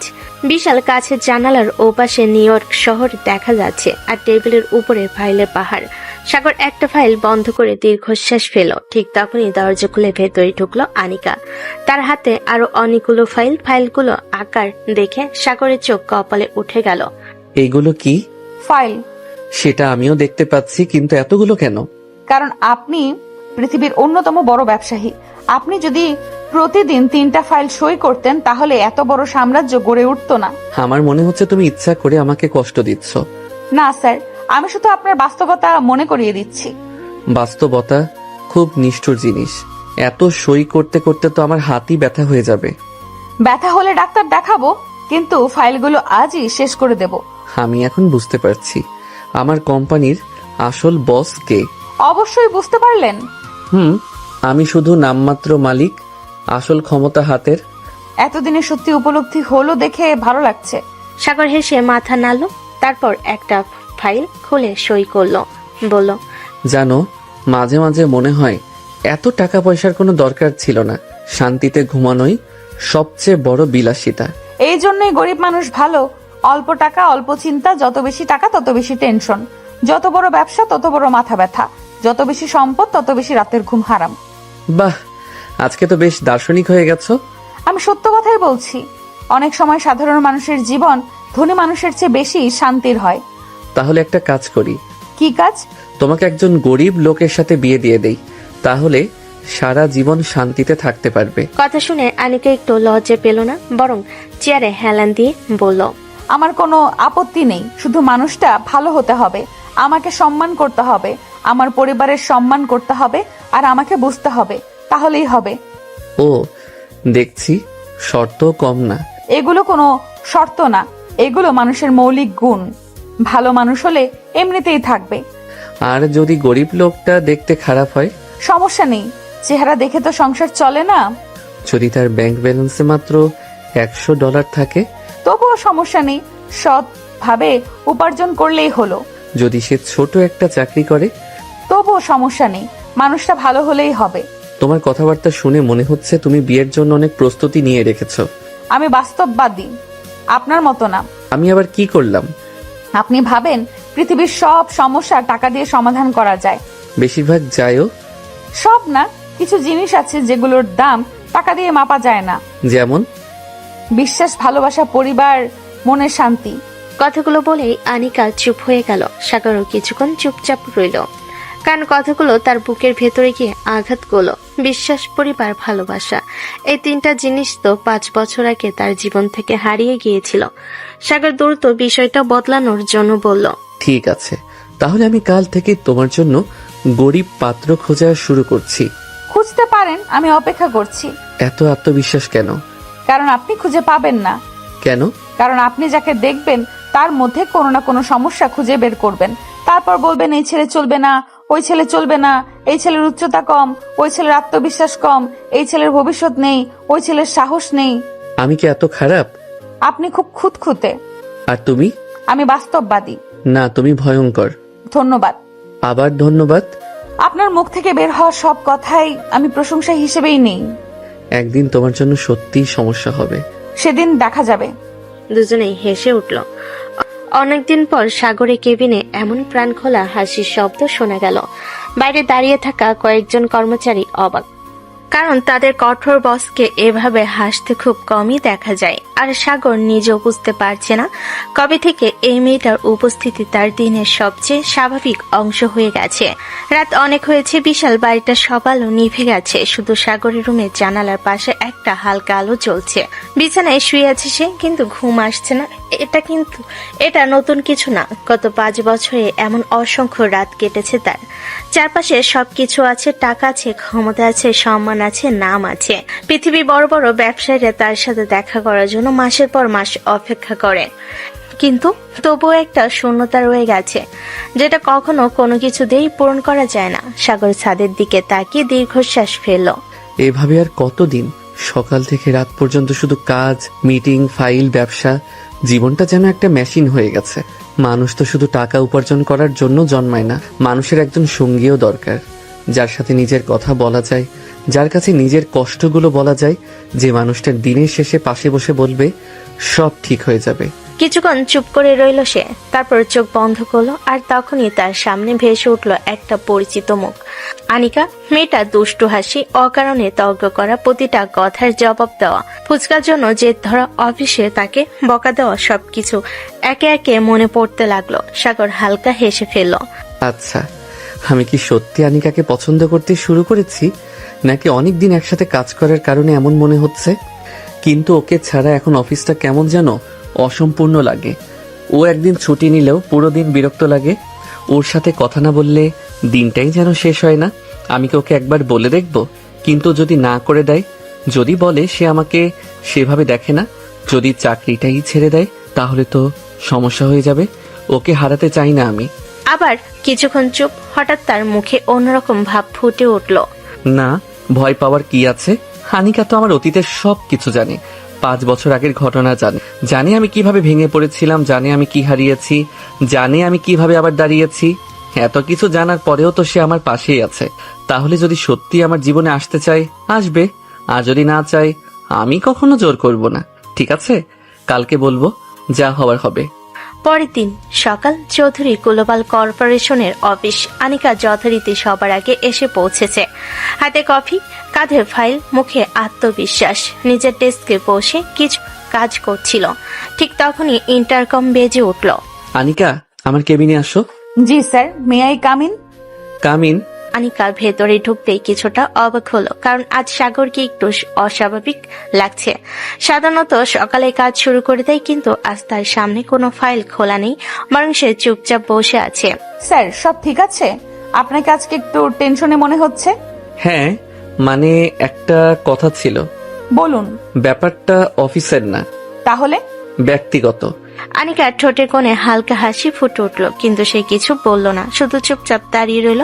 সাগর কয়েক সেকেন্ড চুপ করে থেকে বলল, আমি সরাসরি বলছি, ঘুরিয়ে পেঁচিয়ে কথা বলার অভ্যাস আমার নেই। আমি তোমাকে পছন্দ করি আনিকা, অনেক দিন ধরেই করি। আর আমি চাই তুমি আমার জীবনের অংশ হও। আমি তোমাকে বিয়ে করতে চাই। পুরো রুম নীরব হয়ে গেল। সাগর আনিকার দিকে তাকিয়ে রইল। সে ভেবেছিল মেয়েটা হয়তো অবাক হবে, হয়তো অবাক হয়ে যাবে, হয়তো কথা বলতে পারবে না, কিন্তু আশ্চর্যের বিষয় আনিকার মুখে কোনো বিস্ময় নেই, কোনো চমক নেই, বরং সে একদম স্বাভাবিক। সাগর ভুরু কুচকে বলল, তুমি অবাক হওনি? না। একটু না? না তো। কেন? কারণ আমি জানতাম। কি জানতা? যে একদিন আপনি এই কথাটা বলবেন। আজ না হয় কাল, কাল না হয় 1 মাস পরে, কিন্তু বলবেন। আমি অনেক আগেই বুঝে গিয়েছিলাম। এত নিশ্চিত ছিলে কিভাবে? কারণ আপনার চোখে সেটা দেখা যেত। আপনি হয়তো নিজে বুঝতে একটু দেরি করেছেন, কিন্তু আমি অনেক আগেই বুঝেছিলাম। তাহলে তোমার উত্তর কি? এত তাড়াহুড়ো কেন? প্রশ্ন করেছেন মাত্র, একটু শ্বাস নিতে দিন। আনিকা, সিরিয়াসলি বলো। আমিও সিরিয়াস, আর উত্তরও দেব, কিন্তু তার আগে আমি একটা জিনিস জানতে চাই। আপনি কি নিশ্চিত এটা শুধু একাকিত্ব না? আপনি কি নিশ্চিত আপনি সত্যিই আমাকে চান, আমাকে মানুষ হিসাবে, নাকি শুধু জীবনের শূন্যতা পূরণ করার জন্য? আমি নিশ্চিত, কারণ জীবনে অনেক মানুষ দেখেছি, কিন্তু তোমার মতো কাউকে পাইনি যে আমার সামনে দাঁড়িয়ে আমাকে ভুল বলার সাহস রাখে, যে আমার অতীত জেনেও আমাকে অন্য চোখে দেখে না, যে আমার খারাপ সময়েও পাশে থাকে, আর যে আমাকে আবার হাসতে শিখিয়েছে। আনিকা চুপ করে শুনলো। তার চোখে তখন অদ্ভুত এক কোমলতা। আর সাগর অপেক্ষা করতে লাগলো তার জীবনের সবচেয়ে গুরুত্বপূর্ণ উত্তরের জন্য। কেবিনের ভেতরে তখন এক অদ্ভুত একটা নীরবতা। সাগর নিজের জীবনের সবচেয়ে গুরুত্বপূর্ণ কথাগুলো একটা বলে ফেলেছে। যে মানুষটা কোটি কোটি ডলারের সিদ্ধান্ত নিতে 1 মিনিট সময় নেয় না, সেই মানুষটা এখন আনিকার উত্তরের অপেক্ষায় বসে আছে। আর আনিকা, সে একদম শান্ত, যেন কিছুই হয়নি, মুখে হালকা হাসি, চোখে দুষ্টামি ঝিলিক। সাগরের দিকে কয়েক সেকেন্ড তাকিয়ে থেকে সে চেয়ারে গিয়ে বসলো। তারপর খুব স্বাভাবিক গলায় বলল, আচ্ছা ঠিক আছে, আমি ভেবে দেখব। কি? আমি বললাম ভেবে দেখব। ভেবে দেখবে মানে? ভেবে দেখব মানে ভেবে দেখব। বাংলা ভাষায় এর থেকে সহজ ব্যাখ্যা আমার জানা নেই। সাগর কিছুক্ষণ চুপ করে তাকিয়ে রইল। তারপর এমন একটা মুখ করলো যেন পৃথিবীর সবচেয়ে অদ্ভুত কথা শুনেছে। তুমি আমাকে ওয়েট করতে বলছো? হ্যাঁ, তাতে সমস্যা কি? তুমি কি বুঝতে পারছো তুমি কাকে ওয়েট করতে বলছো? জি, আপনাকেই বলছি। না, আমি সিরিয়াস। তুমি জানো আমার সাথে একটা মিটিং করার জন্য কত মানুষ মাসের পর মাস অপেক্ষা করে, কত বড় বড় ব্যবসায়ী আমার একটা অ্যাপয়েন্টমেন্ট পাওয়ার জন্য লাইনে দাঁড়িয়ে থাকে, কত দেশের মানুষ আমার সাথে 5 মিনিট কথা বলার জন্য সময় চায়, আর তুমি আমাকে বলছো অপেক্ষা করতে? তারা তো আপনার সাথে প্রেম করবে না, তারা আপনাকে বিয়েও করবে না, তারা আপনার সাথে সংসারও করবে না, তাই তাদের অপেক্ষা আর আমার অপেক্ষা এক জিনিস না। সাগর মুখ খুলে আবার বন্ধ করলো। কথাটা মন্দ বলেনি, বরং খুবই যুক্তিসঙ্গত, কিন্তু সে সেটা স্বীকার করবে কেন? তার মানে? তার মানে খুব সহজ। যখন আমি বিয়ে করব, তখন তো আমাকেই ভেবে দেখতে হবে আমি কার সাথে জীবন কাটাবো, সারা জীবন যার মুখ দেখতে হবে, যার সাথে ঝগড়া করব, যাকে সহ্য করব, সে আমাকে সহ্য করবে। সিদ্ধান্ত তো ছোট কোনো সিদ্ধান্ত না, তাই না? আমি কি এত অসহ্য? কখনো কখনো। ও, ধন্যবাদ। স্বাগতম। আমি তোমাকে প্রপোজ করলাম, তুমি আমাকে রিজেক্টও করলে না, আবার হ্যাঁও বললে না, শুধু বললে ভেবে দেখবে। তুমি কি ইচ্ছে করে আমাকে জ্বালাচ্ছ? একটু। একটু? আচ্ছা, একটু বেশি। সাগর মাথা নেড়ে হেসে ফেলল। এখন সে নিশ্চিত এই মেয়েটা তাকে ইচ্ছে করেই চালাচ্ছে। আর সবচেয়ে বিরক্তিকর ব্যাপার হলো সে কিছুই করতে পারছে না। আমি জীবনে অনেক কঠিন মানুষ দেখেছি, অনেক কঠিন ব্যবসায়িক আলোচনাও করেছি, কিন্তু তোমার সাথে তর্কে যেতে অসম্ভব। এইটাকে আমার প্রতিভা বলতে পারেন। না, এটাকে দুর্যোগ বলা উচিত। আপনার জীবনের সবচেয়ে সুন্দর দুর্যোগ। কথাটা বলেই আনিকা নিজেই হেসে ফেল। সাগর কিছুক্ষণ তার দিকে তাকিয়ে রইল, তারপর অজান্তেই হাসল। তুমি জানো, অন্য কোনো মেয়ে হলে এতক্ষণে হয়তো লজ্জায় কথা বলতে পারতো না, আর তুমি বসে বসে আমাকে নিয়ে মজা করছো। কারণ আমি অন্য কোনো মেয়ে না, আমি আনিকা, আর আমি সহজে কাউকে ছাড় দেই না। এটা আমি গত 3 বছর ধরেই বুঝছি। তাহলে নতুন করে অবাক হচ্ছেন কেন? ভুল করেছি, তোমাকে আগে প্রপোজ করা উচিত ছিল না। এখন আফসোস হচ্ছে? হ্যাঁ, খুব হচ্ছে। দেরি হয়ে গেছে, এখন অপেক্ষা করতে হবে। কতদিন? দেখা যাক, 1 দিন, 2 দিন, 1 সপ্তাহ, 1 মাসও হতে পারে। মাস? তুমি পাগল নাকি? না, আমি শুধু আপনার ধৈর্যের পরীক্ষা করছি। আমি ধৈর্যশীল মানুষ না। জানি, তাই তো মজা লাগছে। আল্লাহ, আমি কোন বিপদে পড়লাম? এখনো কিছুই শুরু হয়নি। আগে বিয়ে হোক, তারপর দেখবেন আসল বিপদ কাকে বলে। তুমি নিজেই নিজের বিরুদ্ধে সাক্ষ্য দিচ্ছ। সত্য কথা বলতে আমার ভয় লাগে না। কয়েক মুহূর্ত দুজনেই চুপ করে রইল। তারপর সাগর হাল ছেড়ে দেওয়ার ভঙ্গিতে বলল, ঠিক আছে, ভেবে দেখো, যত খুশি ভেবে দেখো, কিন্তু খুব বেশি সময় নিও না, কারণ অপেক্ষা করা আমার অভ্যাস নেই। দেখলেন, এই জন্যই আপনাকে একটু অপেক্ষা করানো দরকার। সবকিছু এত সহজে পেয়ে গেলে মানুষ তার মূল্য বোঝে না। আমি কিন্তু এই কথাগুলো মনে রাখছি। মনে রাখুন, ভবিষ্যতে কাজে লাগতে পারে। সাগর মাথা নাড়ল। তার মুখে বিরক্তির ভাব থাকলেও ভেতরে ভেতরে সে খুশি, কারণ একটা জিনিস সে বুঝে গেছে, আনিকা যদি সত্যি না চাইতো তাহলে এতক্ষণে সরাসরি না বলে দিত, কিন্তু সে তা করেনি, বরং ইচ্ছে করেই তাকে জ্বালাচ্ছে। আর সেই জ্বালানোর মধ্যে যেন কোথাও একটা নরম সম্মতির আভাস লুকিয়ে আছে। আর আনিকা, সে জানালার দিকে তাকিয়ে মুচকি হাসলো, কারণ পৃথিবীর অন্যতম ক্ষমতাবান মানুষটাকে এভাবে অস্থির করতে পারার আনন্দ কম নয়। রাত তখন প্রায় 11:30। পুরো বাড়িটা নিস্তব্ধ। সাগর নিজের স্টাডি রুমে বসে আছে, সামনে ল্যাপটপ খোলা, কিন্তু কাজের প্রতি তার কোনো মনোযোগ নেই। আজ সারাদিন তার মাথায় শুধু একটা কথাই ঘুরছে, আনিকা। মেয়েটা ইচ্ছে করেই তাকে ঝুলিয়ে রেখেছে, আর সে নিজেও বুঝতে পারছে না কেন বারবারই সেই কথোপকথন মনে পড়ছে। সাগর হালকা হেসে নিজের মাথা নাড়ল। বিজনেস টাইকুন সাগর চৌধুরী, যে মানুষ কোটি কোটি ডলারের ডিল নিয়ে চিন্তা করে না, সে এখন একটা মেয়ের উত্তরের জন্য অস্থির হয়ে বসে আছে। জীবন সত্যি অদ্ভুত। ঠিক তখনই তার ফোন বেজে উঠল। স্ক্রিনের দিকে তাকাতে সাগরের মুখের ভাব বদলে গেল। নামতে দেখে সে সোজা হয়ে বসলো। রবিন, বাংলাদেশ। সাগর সঙ্গে সঙ্গে কল রিসিভ করলো। হ্যালো রবিন, কিছু জানতে পেরেছো? জি স্যার, আপনি যার ব্যাপারে খোঁজ নিতে বলেছিলেন তার ব্যাপারে কিছু গুরুত্বপূর্ণ তথ্য পেয়েছি। সাগরের চোখ সরু হয়ে এলো। গত কয়েক মাস ধরে সে গোপনে নিজের অতীতের কিছু বিষয় খোঁজ করছিল, বিশেষ করে মিতু, সেই মেয়ে যার অভিযোগ তার জীবন তছনছ করে দিয়েছে। সাগর ধীরে ধীরে বলল, বলো, কি জেনেছো? স্যার, মিতু নামের মেয়েটার বিয়ে হয়েছে প্রায় 3 বছর আগে। তারপর? স্যার, তার স্বামীর নাম শুনলে আপনি অবাক হবেন। নাম বলো। সিয়াম। মুহূর্তের মধ্যে সাগর চেয়ার থেকে প্রায় উঠে দাঁড়ালো। তার চোখ বড় বড় হয়ে গেল। কি বললে? আবার বলো। জি স্যার, মিতুর স্বামী আপনার বিশ্ববিদ্যালয়ে জীবনের সবচেয়ে ঘনিষ্ঠ বন্ধু সিয়াম। সাগরের হাত শক্ত হয়ে গেল, মুখের সব রং যেন উধাও হয়ে গেল। কয়েক সেকেন্ড সে কোনো কথা বলতে পারল না। তার মাথার ভেতর যেন ঝড় বয়ে যাচ্ছে। না না, এটা সম্ভব না। তুমি নিশ্চিত? শতভাগ নিশ্চিত স্যার। আমি একাধিক সূত্র থেকে তথ্য যাচাই করেছি। তাদের বিয়ে হয়েছে 3 বছর আগে এবং বর্তমানে তারা একসাথে আছে। সাগর ধীরে ধীরে চেয়ারে বসে পড়ল। তার বুকের ভেতর ধক ধক শব্দ হচ্ছে, কিন্তু আসল ধাক্কা তখনও বাকি ছিল। রবিন আবার বলল, স্যার, আরো একটা তথ্য পেয়েছি, এইটাই সবচেয়ে অদ্ভুত। কি তথ্য? গোপন সূত্রে জানতে পেরেছি মিতু এবং সিয়াম প্রায় 6 বছর ধরে সম্পর্কে ছিল, মানে আপনার জীবনের সেই ঘটনা ঘটার আগ থেকে। এবার সত্যি সাগরের মাথা ঘুরে গেল। সে স্থির হয়ে বসে রইল। কয়েক সেকেন্ড, 10 সেকেন্ড, 20 সেকেন্ড, কোনো শব্দ নেই। রবিন চুপ, কারণ সে বুঝতে পারছে খবরটা কত বড়। অবশেষে সাগর ফিসফিস করে বলল, 6 বছর? তুমি নিশ্চিত? জি স্যার, প্রমাণ ছাড়া আমি আপনাকে কখনো রিপোর্ট দিই না। তারা বহুদিন ধরে সম্পর্কের মধ্যে ছিল। কিন্তু যদি তারা 6 বছর ধরে সম্পর্কে থাকে, তাহলে মিতু আমাকে বারবার প্রপোজ করতো কেন? কেন আমার পেছনে ঘুরতো? কেন সবার সামনে ভালোবাসার নাটক করতো? কথাগুলো বলতে বলতে তার গলা ভারী হয়ে গেল। হঠাৎ তার মাথায় 5 বছর আগের অসংখ্য দৃশ্য ভেসে উঠল। মিতুর বারবার প্রপোজ করা, তার রাগ, তার হুমকি, এর ফল তোমাকে পেতেই হবে। সেই কথাটা যেন আবার কানে বাজলো। সাগর হঠাৎ উঠে দাঁড়ালো।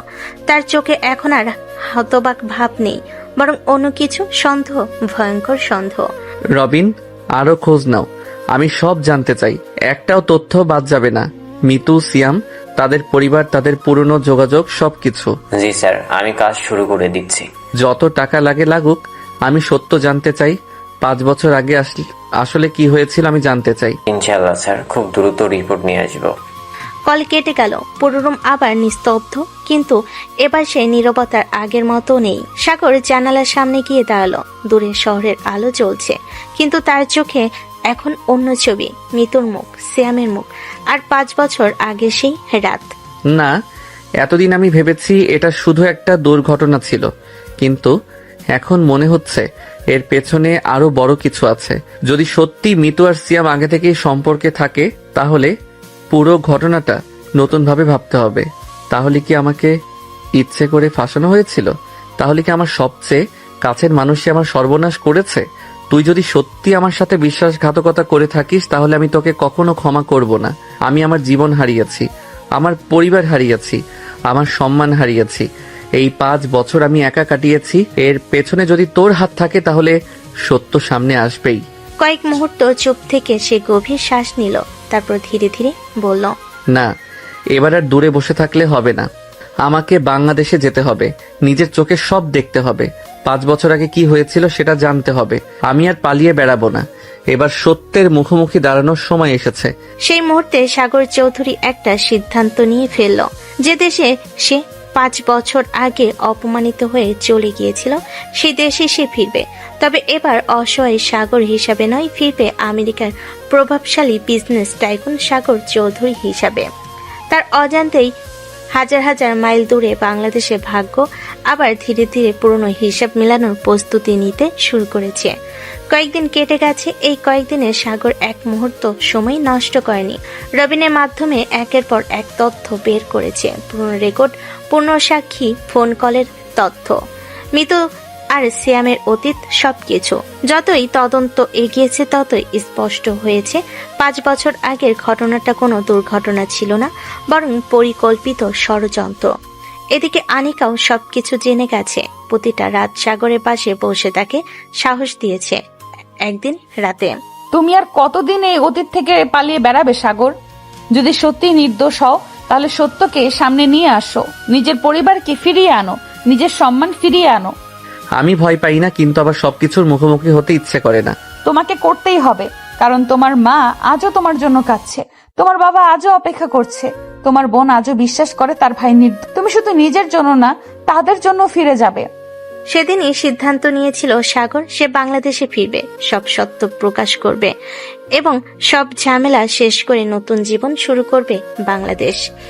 একটি আভিজাত রেস্টুরেন্ট, শ্যাম আর মিতু পাশাপাশি বসে খাচ্ছে। আজকাল তোমাকে খুব চিন্তিত লাগে। জানি না কেন, মাঝে মাঝে মনে হয় পুরনো কিছু আবার সামনে আসবে। 5 বছর হয়ে গেছে, এখন আর কেউ কিছু প্রমাণ করতে পারবে না। আশা করি তাই। ঠিক তখনই তাদের টেবিলের সামনে দুজন মানুষ এসে দাঁড়ালো। মিতু প্রথমে খেয়াল করেনি, কিন্তু যখন মাথা তুলে তাকালো তার মুখের রং মুহূর্তেই উধাও হয়ে গেল। সিয়াম তাকিয়ে জমে গেল, তার চোখ বিস্ফোরিত হওয়ার উপক্রম। সামনে দাঁড়িয়ে আছে সাগর আর তার পাশে আনিকা। কয়েক সেকেন্ড পুরো পৃথিবী যেন থেমে গেল। সাগর, তুই? কিন্তু সাগর কোনো কথা বলল না, এক পা সামনে এগিয়ে গেল। তারপর পুরো রেস্টুরেন্ট যেন কেঁপে উঠল সাগরের থাপ্পড়ে। সিয়াম চেয়ার থেকে প্রায় পড়ে গেল। চারপাশে সবে হতবাক, সাগরের চোখ তখন রাগে লাল। 5 বছরে জমে থাকা কষ্ট যেন বিস্ফোরিত হয়েছে। কেন করেছিস আমার সাথে এরকম? বল, আমি তোকে বন্ধুর থেকেও বেশি ভাই ভাবতাম। আমার জীবনের প্রতিটা সুখ দুঃখ তোকে বলেছি, আর তুই আমার জীবনটা এভাবে শেষ করে দিলি। আমি তোকে কি ক্ষতি করেছিলাম? সিয়াম ধীরে ধীরে উঠে দাঁড়ালো, তার চোখেও রাগ। বছর পর বছর জমে থাকা হিংসা যেন বেরিয়ে এলো। হ্যাঁ, বেশ করেছি, একদম ঠিক করেছি। তুই জানতে চাস কেন করেছি? কারণ আমি তোকে সহ্য করতে পারতাম না। কি বলছিস তুই? সত্যি বলছি। সবসময় তুই, সব জায়গায় তুই। ক্লাসে তুই প্রথম, শিক্ষকদের প্রিয় তুই, বন্ধুদের প্রিয় তুই, সব মেয়েদের পছন্দ তুই। সবাই শুধু সাগর সাগর সাগর, মনে হতো আমি যেন অস্তিত্বহীন। চারপাশে সবাই নিঃশব্দে শুনছে। সিয়াম চিৎকার করে যাচ্ছে, আমি তোর চেয়ে কম পড়াশোনা করতাম না, আমি তোর চেয়ে কম স্মার্ট ছিলাম না, অনেক ক্ষেত্রে আমি তোর চেয়ে সুন্দর ছিলাম, কিন্তু কেউ আমাকে দেখতো না। মেয়েরা আমার দিকে না তাকিয়ে তোর পিছনে ঘুরতো, শিক্ষকরা তোর প্রশংসা করত, আমার নাম যেন কারো মুখে ছিলই না। সাগর অবিশ্বাসের চোখে তাকিয়ে আছে, সে যেন বিশ্বাসই করতে পারছে না এসব সিয়াম বলছে। আমি তখনই ঠিক করেছিলাম তোকে এমন ভাবে শেষ করব যাতে তুই আর কোনোদিন মাথা উঁচু করে দাঁড়াতে না পারিস। সিয়াম থামো, এগুলো বলো না। আজ বলবো, সব বলবো। এতদিন বুকের মধ্যে ছিল, আজ সব বের হবে। তাহলে সত্যি সব তোর পরিকল্পনা ছিল? হ্যাঁ, মিতুকে ব্যবহার করেছি, তোকে ফাঁদে ফেলেছি, তোকে জেলে পাঠিয়েছি, তোকে সমাজের চোখে অপরাধী বানিয়েছি, কারণ আমি চেয়েছিলাম তুই শেষ হয়ে যাস। মুহূর্তের জন্য সাগরের চোখ বন্ধ হয়ে গেল। তার মায়ের কান্না মনে পড়ল, বাবার ভেঙে পড়া মুখ মনে পড়ল, ইরার কথা মনে পড়ল, 5 বছরের একাকিত্ব মনে পড়ল। তারপর ধীরে ধীরে চোখ খুলল, কিন্তু এবার আর রাগ নেই, বরং অদ্ভুত শান্তি। অ্যানিসিয়াম, 5 বছর আমি একটা প্রশ্নের উত্তর খুঁজেছি, আজ সেটা পেয়ে গেলাম। আজ বুঝলাম আমি দোষী ছিলাম না, আজ বুঝলাম আমার বিবেক ঠিক ছিল। তাতে কি হয়েছে? এখনো কেউ কিছু প্রমাণ করতে পারবে না। 5 বছর হয়ে গেছে। কে বলেছে? মানে? সাগর পেছনে তাকালো। পরের মুহূর্তে কয়েকজন পুলিশ অফিসার রেস্টুরেন্টে ঢুকে পড়ল। সিয়াম আর মিতুর মুখ সাদা হয়ে গেল। আমি বাংলাদেশে আসার আগে সব প্রমাণ সংগ্রহ করেছি। তোদের পুরনো মেসেজ, পুরনো কল রেকর্ড, সাক্ষীদের জবানবন্দি, সবকিছু পুলিশের কাছে আছে। আমি এবার প্রস্তুতি নিয়েই এসেছি। সিয়াম এবং মিতু, আপনাদের বিরুদ্ধে ষড়যন্ত্র, মিথ্যা অভিযোগ এবং প্রতারণার মামলা, গ্রেফতারি পরোয়ানা রয়েছে। আপনাদের আমাদের সাথে যেতে হবে। সাগর প্লিজ আমাদের ক্ষমা করে দাও, আমরা ভুল করেছি। ভুল আর অপরাধ এক জিনিস না। তোরা শুধু আমার জীবন নষ্ট করিসনি, আমার পরিবারের জীবনও নষ্ট করেছিস। আজ বিচার হবে। পুলিশ তাদের হাত কড়া পরিয়ে নিয়ে যেতে লাগলো। সিয়াম শেষবারের মতো পেছনে তাকালো। তার চোখে এখন আর অহংকার নেই, শুধু ভয়। আর সাগর, সে স্থির হয়ে দাঁড়িয়ে রইল। 5 বছরের অন্ধকারে একটা বড় অংশ আজ শেষ হয়েছে, কিন্তু তার সামনে এখনো সবচেয়ে বড় মুহূর্ত বাকি। নিজের পরিবারকে আবার সামনে থেকে দেখা। বাংলাদেশ। সন্ধ্যা নেমে এসেছে, আকাশে হালকা বাতাস বইছে। কালো একটা গাড়ি ধীরে ধীরে এসে থামলো সেই পরিচিত বাড়িটির সামনে। 5 বছর আগে যে বাড়ি ছেড়ে সাগর চলে গিয়েছিল, আজ আবার সেই বাড়ি ফিরে এসেছে। গাড়ির ভিতর বসে সাগর কিছুক্ষণ চুপ করে রইল। তার চোখ স্থির হয়ে আছে বাড়িটার দিকে। প্রতিটা ইট, প্রতিটা দেওয়াল, প্রতিটা কোণ তার চেনা। এই উঠোনে সে খেলেছে, এই বারান্দায় বসে পড়াশোনা করেছে, এই ঘরেই তার শৈশব কেটেছে। তার বুকের ভেতরটা হঠাৎ ভারী হয়ে উঠল। পাশে বসে থাকা আনিকা ধীরে ধীরে বলল, ভয় লাগছে? আমেরিকার বড় বড় ব্যবসায়ীদের সামনে দাঁড়ালে ভয় লাগে না, কিন্তু আজ আমার হাত কাঁপছে। 5 বছর পর নিজের বাড়িতে ফিরছি, জানি না সবাই কেমন আছে। সব ঠিক হবে। তোমার পরিবার তোমার জন্য অপেক্ষা করছে। আজ তাদের অপেক্ষার শেষ দিন। সাগর গভীর শ্বাস নিল, তারপর গাড়ি থেকে নেমে পড়ল। আনিকাও নামলো। ধীরে ধীরে তারা বাড়ির দরজার সামনে এসে দাঁড়ালো। সাগরের হাত কাঁপছে। সে দরজায় নক করলো। ভেতর থেকে পরিচিত একটা কণ্ঠ ভেসে এলো, আচ্ছি। সাগরের বুকের ভেতরটা কেঁপে উঠল। 5 বছর পর আবার সেই কণ্ঠ শুনছে। কয়েক সেকেন্ড পর দরজা খুললো। সাগরের মা দরজা খুলতেই থমকে গেলেন। তার হাত থেকে ট্রের গ্লাস পড়ে ভেঙে গেল। চোখ বড় বড় হয়ে গেছে। তিনি যেন বিশ্বাসই করতে পারছেন না তার সামনে দাঁড়িয়ে আছে সাগর, তার ছেলে, তার হারিয়ে যাওয়া সন্তান। সাগর, আমার সাগর। মা। আর এক মুহূর্ত দেরি হলো না। সাগরের মা দৌড়ে এসে তাকে জড়িয়ে ধরলেন। হাউমাউ করে কাঁদতে লাগলেন। বাবা, তুই কোথায় ছিলি এতদিন? কেন আমাদের ছেড়ে চলে গিয়েছিলি? একবারও কি তোর মায়ের কথা মনে পড়েনি? একবারও কি ফোন করতে ইচ্ছা করেনি? আমি প্রতিদিন তোর জন্য কেঁদেছি বাবা, প্রতিটা দিন। সাগর মাকে শক্ত করে জড়িয়ে ধরল। তার নিজের চোখ দিয়েও পানি পড়ছে। মা, আমি আর কোথাও যাব না। আমি ফিরে এসেছি, তোমাদের কাছেই ফিরে এসেছি। ভেতর থেকে আওয়াজ শুনে ইরা বাইরে বেরিয়ে এলো। প্রথমে সে কিছু বুঝতে পারলো না, তারপর সাগরকে দেখে স্থির হয়ে গেল। চোখের পলকে তার চোখ ভিজে উঠল। ভাইয়া। সাগর তাকালো। তার 5 বছরের ছোট বোনটার এখন বড় হয়ে গেছে, কিন্তু তার চোখে এখনো সে আগের ভালোবাসা। ইরা হঠাৎ দৌড়ে এসে সাগরকে জড়িয়ে ধরল। ভাইয়া, তুমি সত্যি এসেছো? আমি কি স্বপ্ন দেখছি? তুমি আমাকে ছেড়ে আর যাবে না তো? আমি তোমাকে অনেক মিস করেছি ভাইয়া, অনেক মিস করেছি। পাগলি মেয়ে, এত বড় হয়ে গেছিস তবু আগের মতোই কান্নাকাটি করিস? করবই তো। তুমি জানো আমি কত কেঁদেছি। সবাই যখন তোমাকে খারাপ বলতো তখন আমি ঝগড়া করতাম। আমি বলতাম আমার ভাইয়া এমন না, কেউ বিশ্বাস করতো না, কিন্তু আমি করতাম। সাগরের চোখ আবার ভিজে উঠল। এদিকে চিৎকার শুনে সাগরের বাবা, চাচা, চাচি সবাই বেরিয়ে এলেন। সাগরের বাবা সাগরকে দেখে থমকে গেলেন। তার চোখ লাল হয়ে উঠল, কিন্তু তিনি কিছু বলতে পারলেন না, শুধু ছেলের দিকে তাকিয়ে রইলেন। সাগর ধীরে ধীরে বাবার সামনে গিয়ে দাঁড়ালো। বাবা। পরের মুহূর্তে সাগরের বাবা তাকে বুকে টেনে নিলেন, কিন্তু তার কণ্ঠে কেঁপে উঠল। বোকা ছেলে, এতদিন কোথায় ছিলি? একবারও কি ভাবিসনি তোর বাবা মা বেঁচে আছে না মরে গেছে? আমি তোকে খুঁজেছি, অনেক খুঁজেছি, কিন্তু পাইনি। আজকে তোকে দেখে মনে হচ্ছে আবার বেঁচে উঠলাম। বাবা তুই ফিরে এসেছিস, এটাই আমাদের জন্য সবচেয়ে বড় সুখ। পুরো বাড়ি কান্নায় ভরে গেল। কেউ আনন্দে কাঁদছে, কেউ স্বস্তিতে কাঁদছে, কেউ বিশ্বাসই করতে পারছে না যে সাগর সত্যি ফিরে এসেছে। কিছুক্ষণ পর সাগর সবার দিকে তাকিয়ে বলল, আর কাঁদবেন না, আজ কান্নার দিন না, আজ আনন্দের দিন। আমি ফিরে এসেছি।